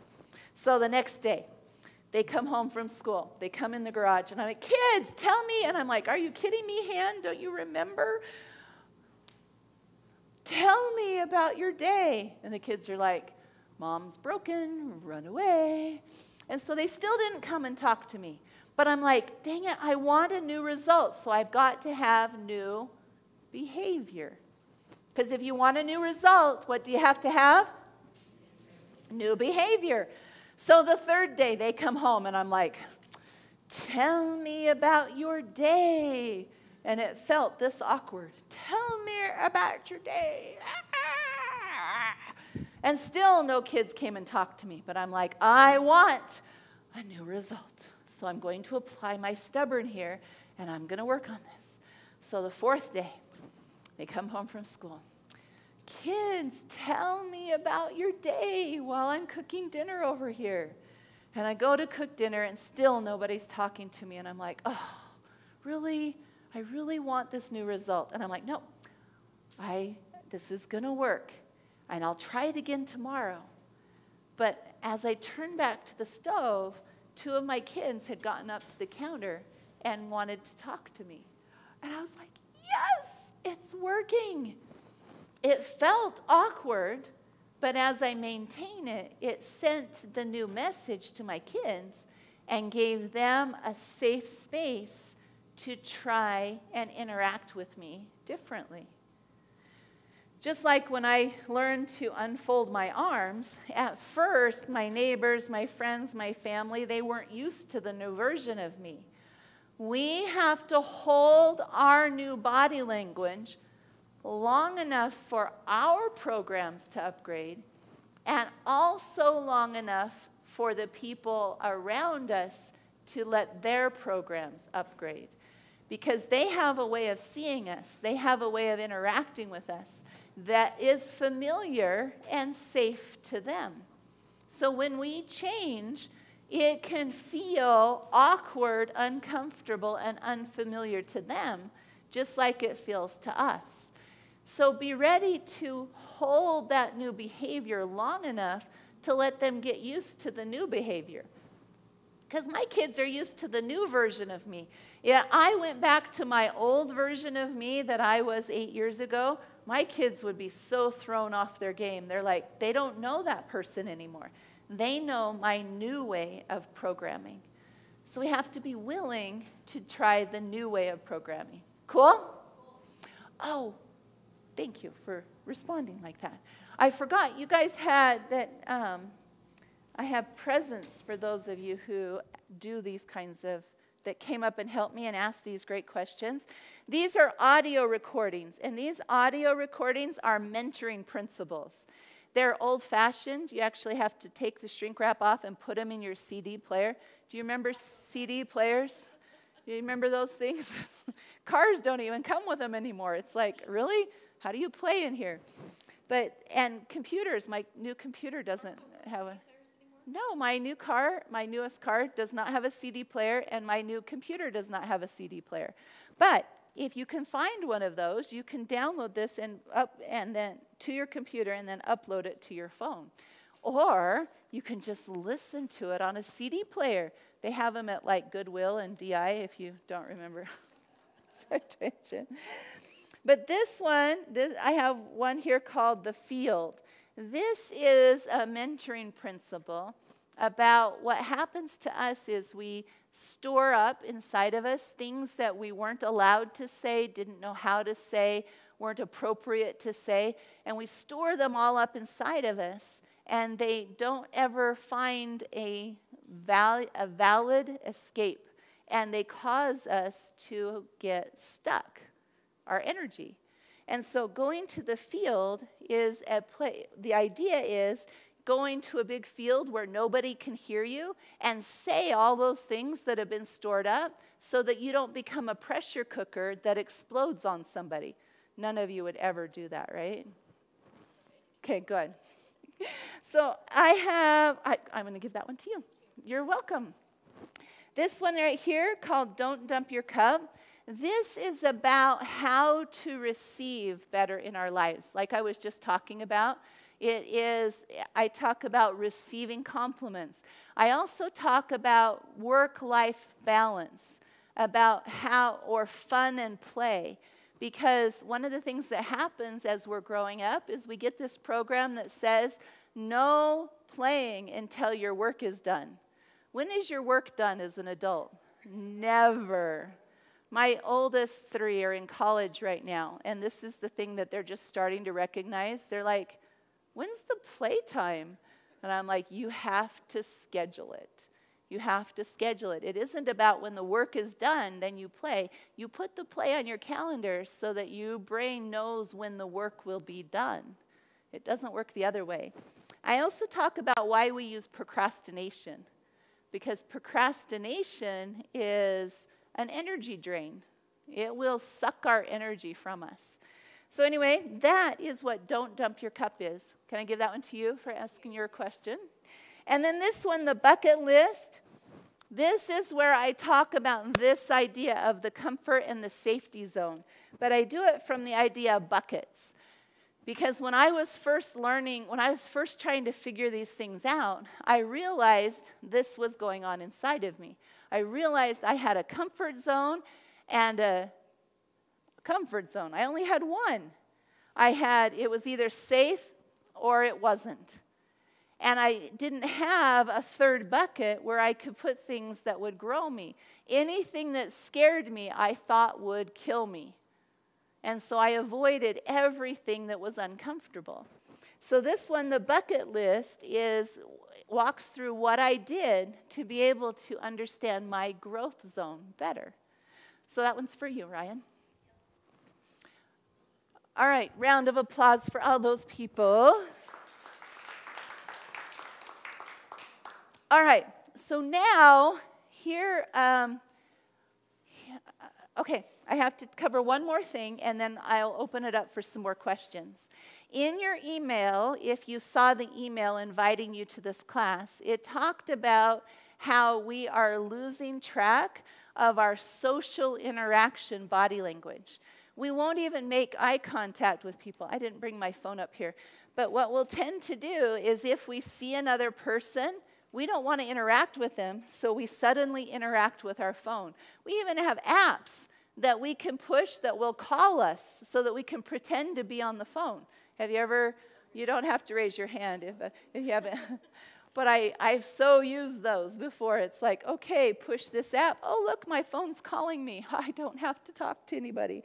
I can pretend to be on the phone. This is the world we live in. I've had many times when I've come into a room with a lot of teenagers, and they all are looking at their phones. None of them are looking at each other. But if you ask them what they're doing, they're interacting with the other people in the room on the device. In fact, it's even down to my son who is a freshman in college. He came down a few weeks ago, and it was like, let's play a family game together. That's what he said. And I'm like, oh, yes, let's play a family game. So I opened the game closet, and he goes, oh, no, Mom, we'll do it on our phones. And I'm like, are you kidding me? So I closed the game. It was actually a really fun game, but that's where we're at. Everything is done on our devices. In fact, I don't remember the last time somebody pulled a game out of the game closet, so I've been thinking about donating all of those because everything is happening on our devices. Even if it is one of the board games, like we have, what's the name of the train one where you build the train tracks? Ticket to Ride. But we play it on our phones with each other.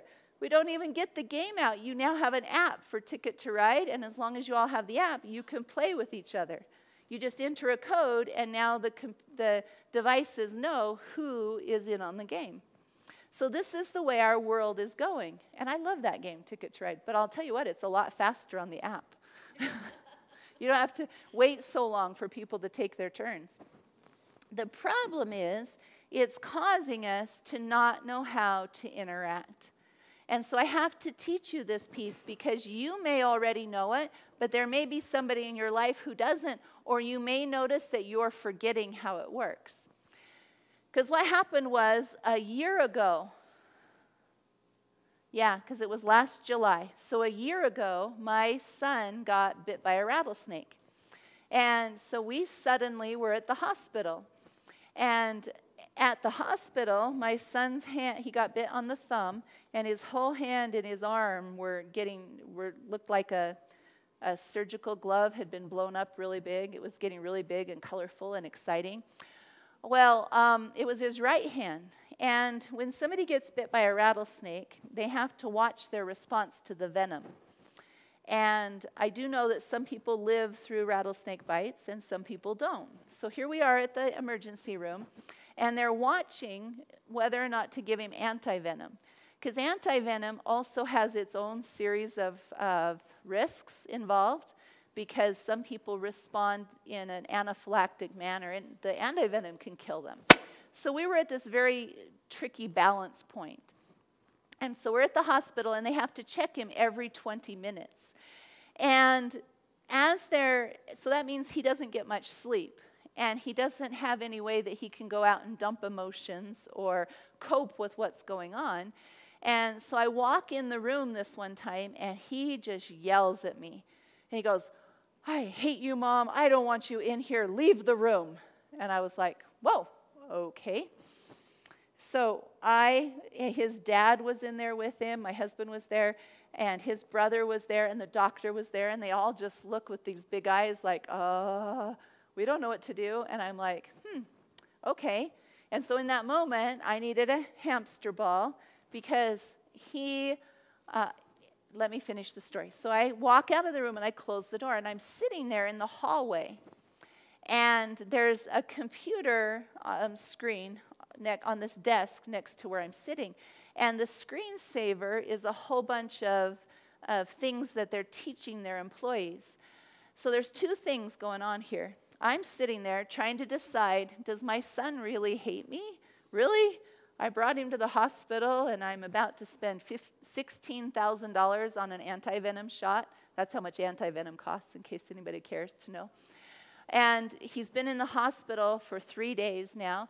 And I realized in that moment, because I was willing to look at it differently and let the energy of it go past me, I could look at it differently. And in that moment, I realized, the thought came to me, Anne, he trusts you to be able to still love him after this is over and still let him vent the emotion that's going on.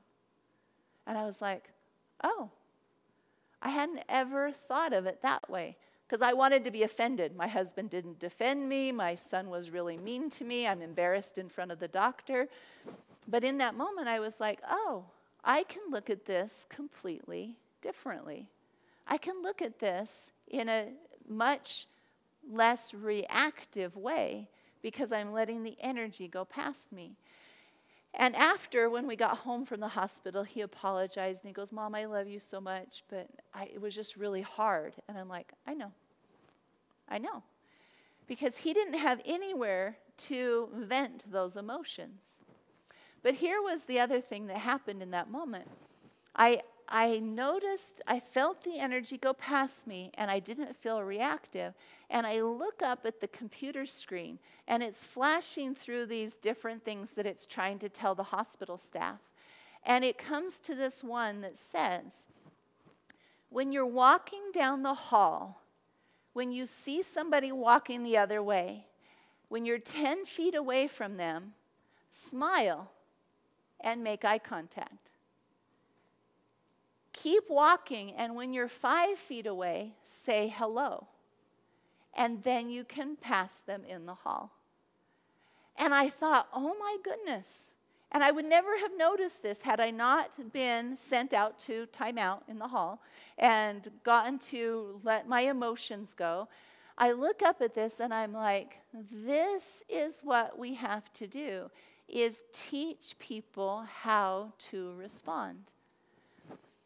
So like my son knows, I teach people how to flow emotions, how to respond to emotions.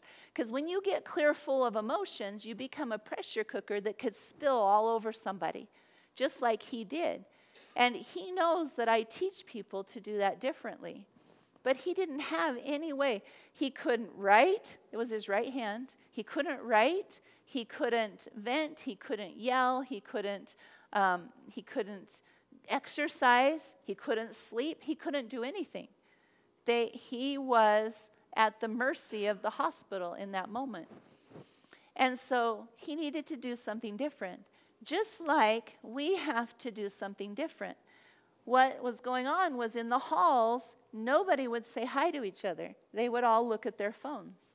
So the hospital was doing a tutorial of how to interact with people. And so when you are walking down a hall or at the store or wherever it is actually socially acceptable to not get your phone out and smile and make eye contact and say hello. You don't have to go home with them. You don't have to buy him lunch. You don't have to do anything. You can actually just say hello and have a small interaction with somebody. So that's the piece I needed to cover because it was in the email that went out. And every month we have a different theme. One month this year, get the right chronological there. 1 month this year we talked just about interactions with children.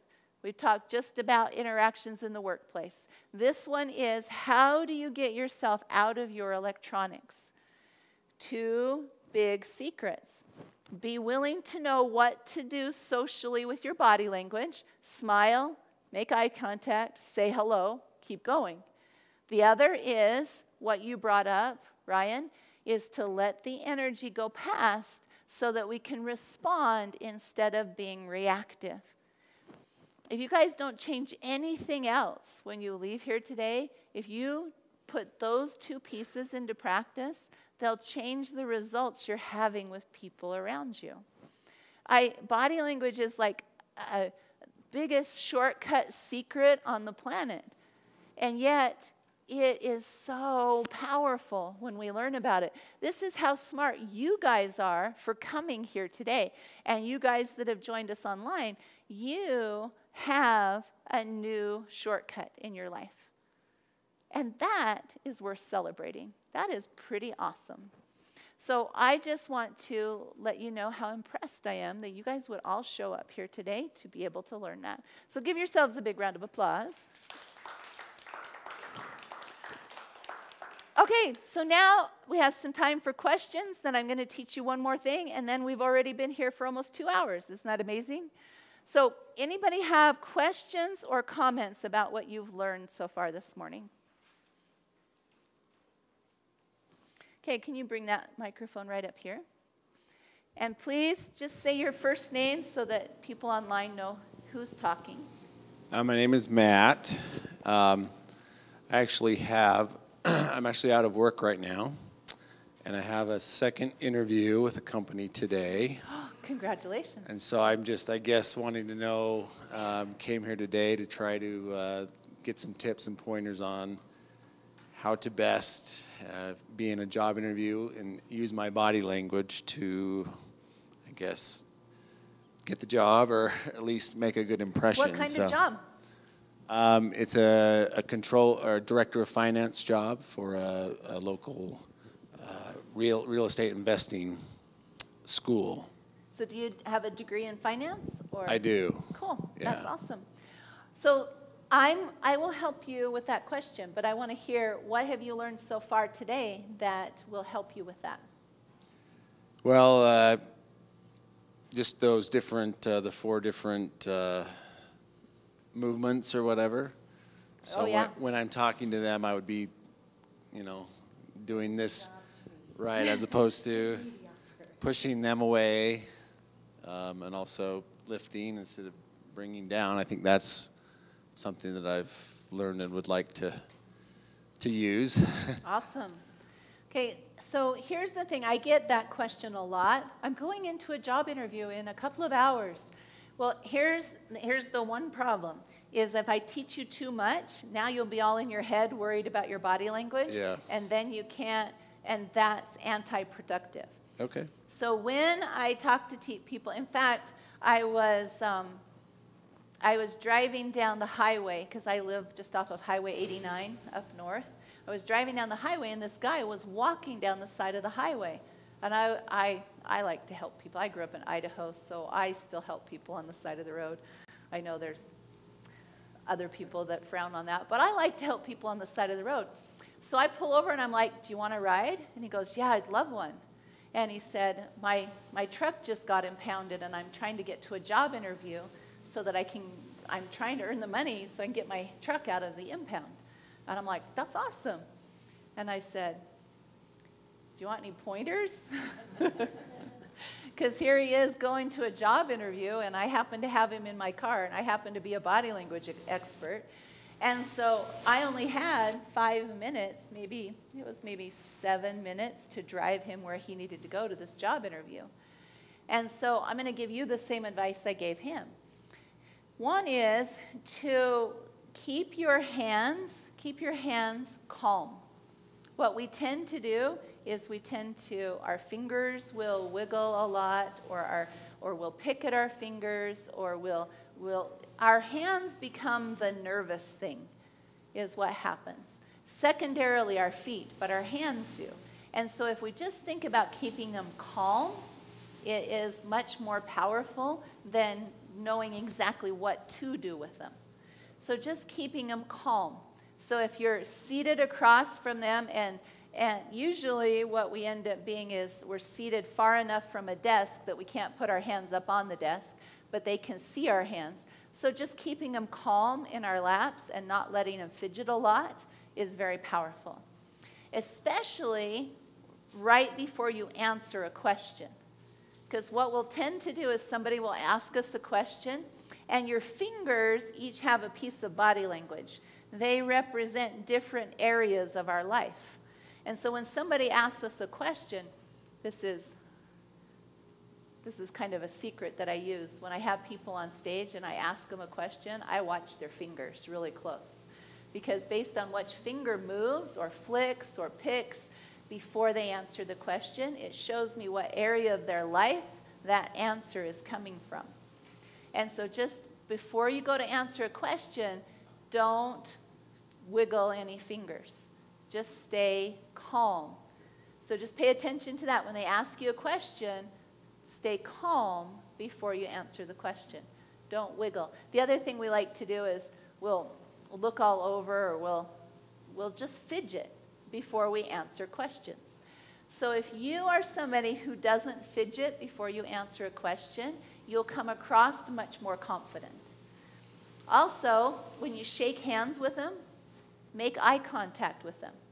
Make eye contact. Because most people, what they do is during a handshake, they'll look away or they'll look at the handshake.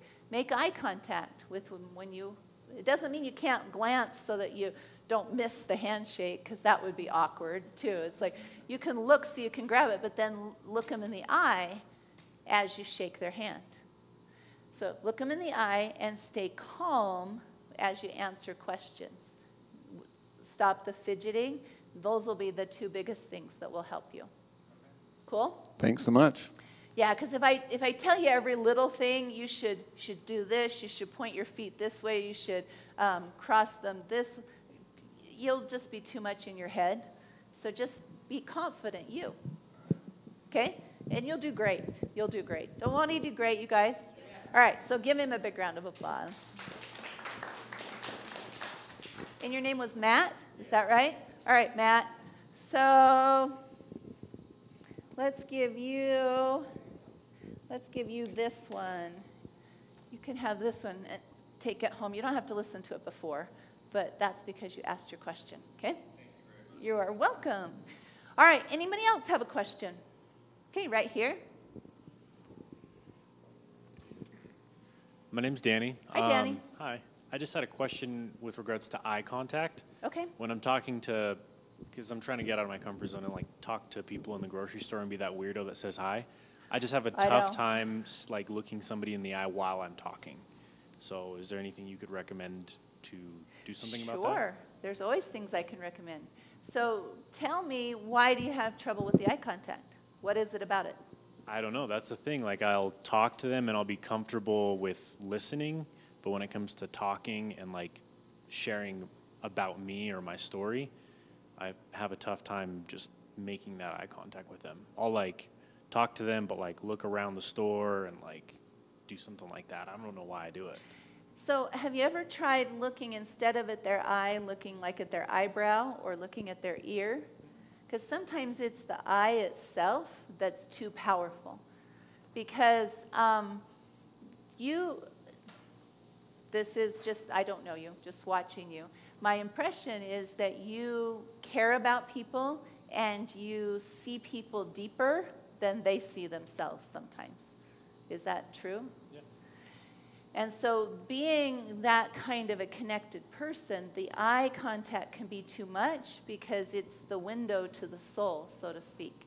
And so we see more, we see too deep, we see more than we're ready for, and the energy of it causes us to want to look everywhere else. And so if you instead will look at their eyebrow or their ear, it'll still feel like eye contact to them, but it will feel less energy, high energy to you. I don't have a really good word, but I think you know what I'm talking about there. And so that'll calm that down a little if you look there instead.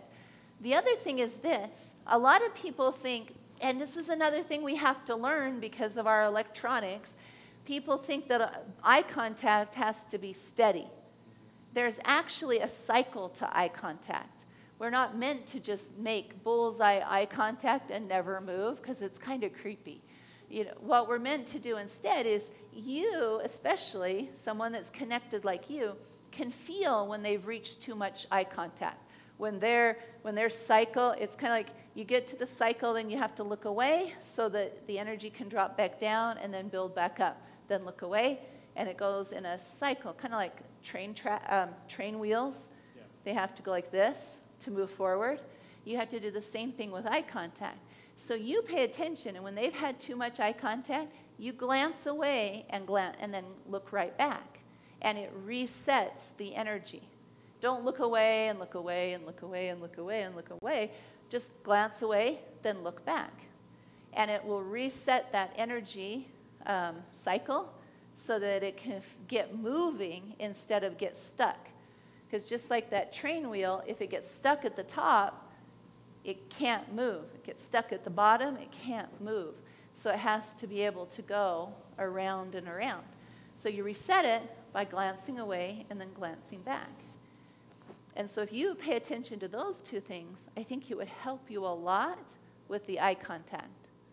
There's a couple of other things because you go into self-consciousness when you're having to talk about yourself, and then we start to think, well, I'm being prideful if I say things too nice about me, and that kind of thing. But the eye contact itself, those two things will help a lot with it.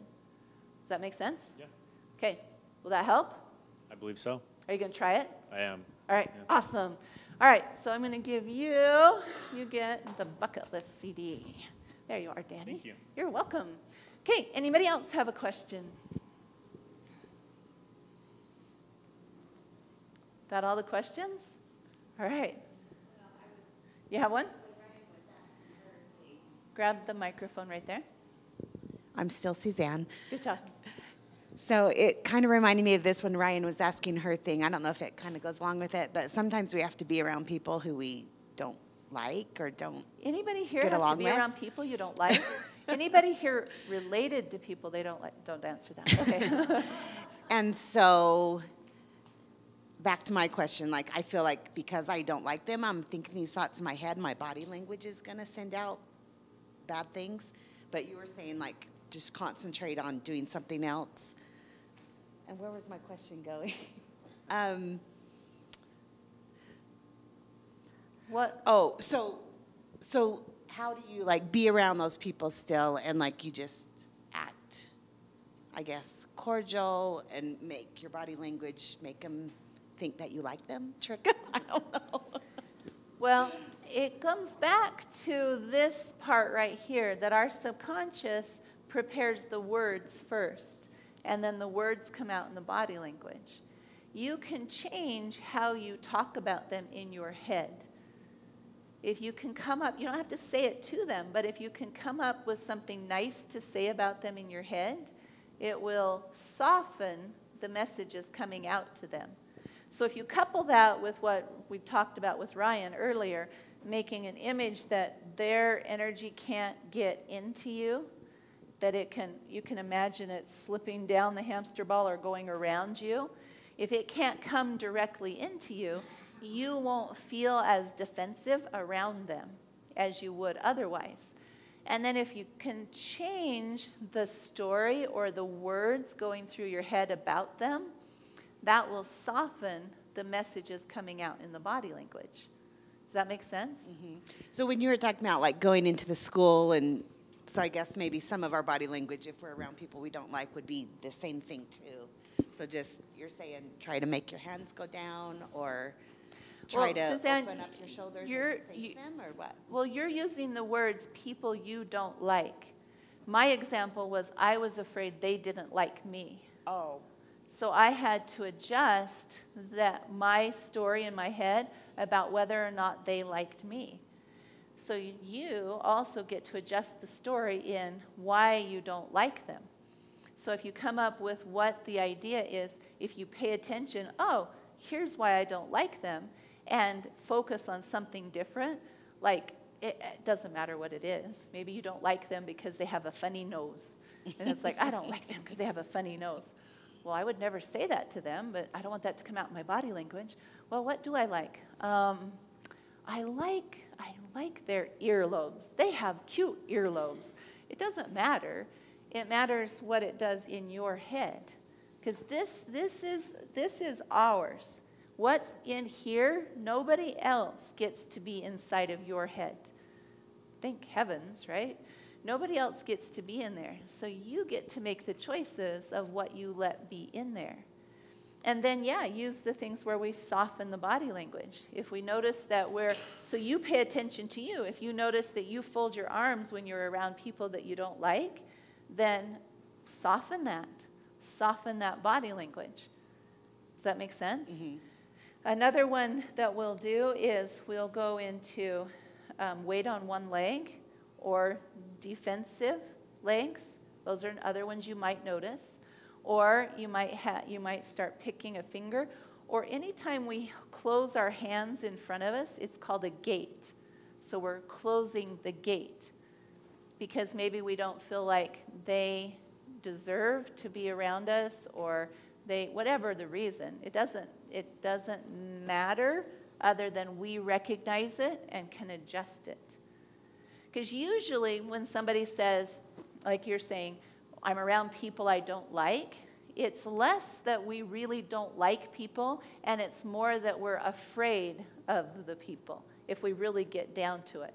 We've been hurt in the past, and this person reminds us of that category of people that has hurt us. And so if we're feeling vulnerable, we will use I don't like people as a defense, not as an offense. Did I go too deep there? Does that make sense? No, that makes sense. Yeah. And so you don't enjoy being around them. Yeah, you don't enjoy them, but the not enjoying is a defensive mechanism because we're been hurt before. Does that make sense? So think of something positive in your head and then pay attention and try to make your body do something more soft. Yes, and so I would suggest this, Suzanne.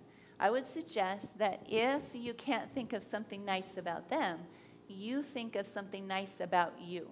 Because I'm willing to bet if we had a printout of the things going through your head when you're around somebody that you don't enjoy being around, that there's some things about them, but that those comments were immediately prefaced by negative comments about yourself. We usually will say negative things about ourselves, and not even that they're so familiar, we don't even pay attention to them. There's just things that we don't like about ourselves, and then we cover them up with pointing comments at others. Does that make sense? So this is what I would do, Suzanne. If you're around somebody you don't enjoy, you say, I am confident and charismatic. Try it. I am confident and charismatic. Yeah. If you say those words, that will come out different in your body language. It'll come out confident and friendlier and calmer around those people. So say it again. I am confident and charismatic. People love to be around me. People love to be around me. I am fun and giggly. I am fun and giggly. So you say those kinds of comments in your head when you're around people, and that will change the body language. So I am confident and charismatic. Say it again. I am confident and charismatic. People love to be around me. Would someone else want to say these words? People love to be around me. But it's not going to help for them to say them. You have to say them, so it'll change your body language. You don't even have to say them out loud. These are just what you're going to have go through your head when you're around those people that you don't enjoy being around. You don't have to, but I would highly recommend it. You'll enjoy the results. Okay. So write those down. I am confident and charismatic. People love to be around me. I am fun and giggly. Okay? Write those down, and then you have that be the new I'm going to call it the new diet of words that you feed yourself. I am confident and charismatic. People love to be around me. I am fun and giggly. Got it? All right, awesome. Okay, give her a big round of applause. And she already got a CD, so we're going to give this one to somebody else. We're going to give this one to you back here. You can thank her. She already got a CD, so she. All right, so those were awesome questions. Thanks, you guys. So I'm just going to leave you with this. When I left the Master Your Influence class, I didn't know what to adjust in my body language. I knew I had tons of things to change, but I didn't know what to do first. So I was driving home, and I was still thinking about this. What could I change? And I parked the car, and I walked in the house, and all of my kids happened to be sitting in the family room at the same time. And I'm like, oh, no, here's my chance. What am I going to do? So I walk up to the doorway, and I said, hi, everyone, I'm home. And I just held it, and they're looking at me like, what's wrong with Mom? And I'm like, no, I want this to be different. And so I stood there, and all of a sudden, my 13-year-old ran across the room and hugged me. My kids were so hungry for me to be open to them that they were willing to take this weird version of Mom in the doorway over the one that had been pushing them away. And that was my first adjustment.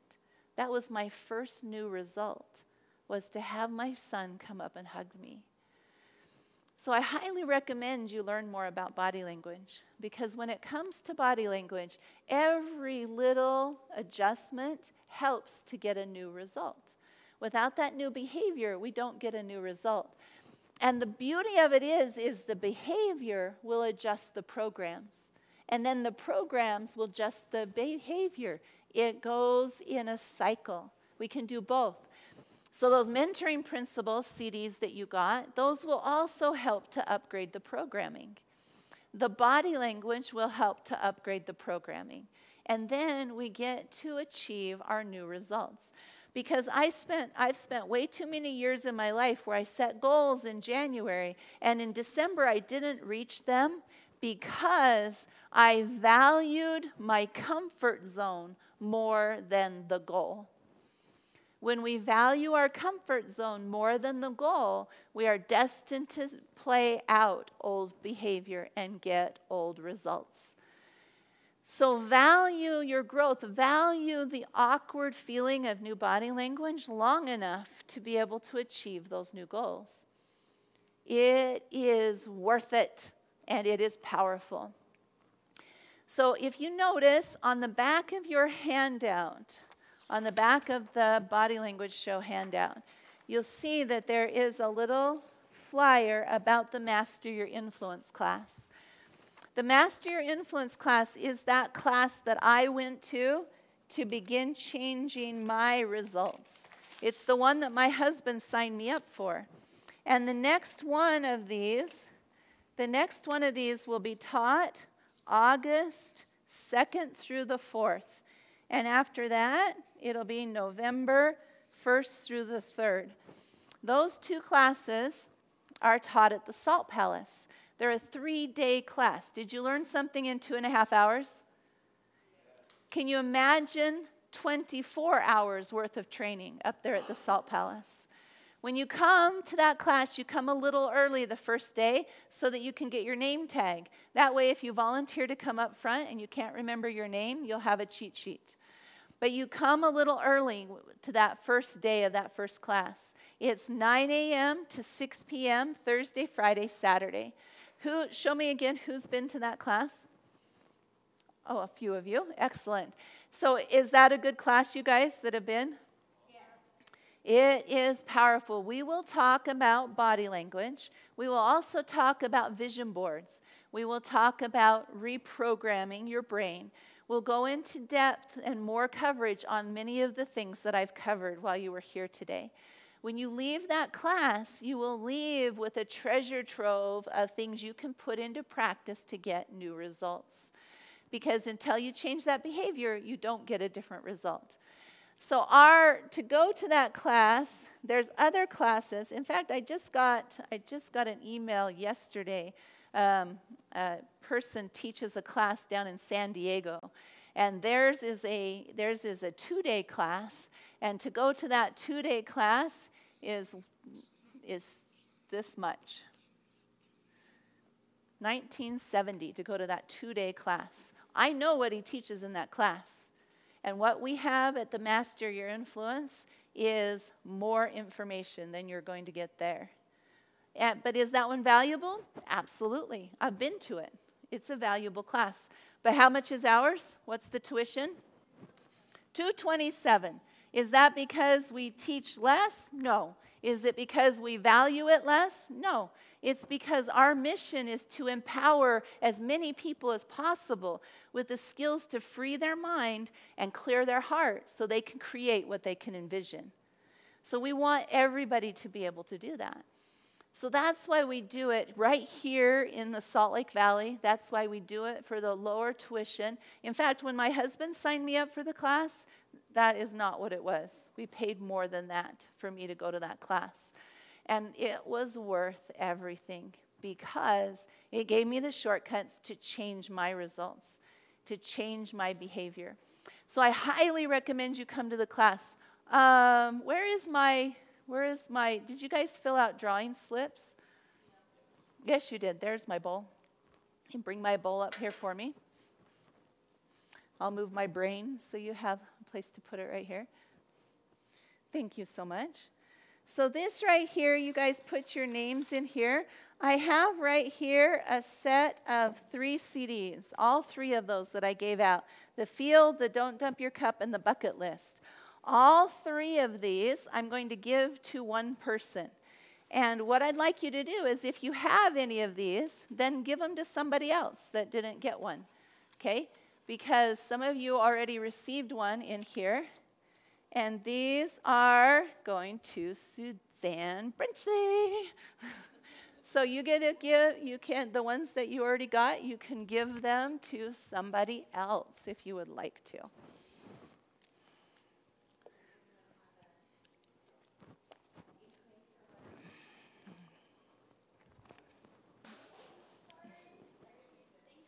Suzanne's like, yay, I get to give presents. Awesome. All right, big round of applause for Suzanne sharing with us. Awesome. Okay, so you guys, thank you for coming here today. Because you invested your time to be here today, if you would like to come to the Master Your Influence class, I am going to give you a special offer because you're here today. I'm going to give you a special offer. But before I tell it to you, I want you to know it will be lower than that number. And I want you to choose in at that number because we're not going to teach the class at a lower value just because I give you a special offer. And the other thing I'm going to do is, and I don't usually do this, but for everybody that signs up for Master Your Influence class while you're here today, and you can sign yourself up or somebody else because my husband signed me up, so I get it. For everybody who signs up, I'm going to give you 4 audio downloads. They're going to send them to you instead of on CD. They will send them directly to your computer so you can listen to them on your computer or your phone. And those CDs are going to be one called Building a Mind of Steel. This is about how to reduce the number of negative comments that go through your head on a daily basis. In fact, if you open the online academy to the first 2 pages there, I'll show you them. So it is, I'm going to give you the audio download of Building a Mind of Steel, and also I'm going to give you, oh, it looks like it's on the next page. I'm going to give you this one that says Speaking Eye to Eye, based on the questions that you guys asked today. I'm picking these CDs. Then a little bit further down, Perfection is a Direction. Perfection is a direction is if you don't think you have, that you're a perfectionist, you need to listen to this CD and see where perfectionism is holding you back. So I'm going to give you that one.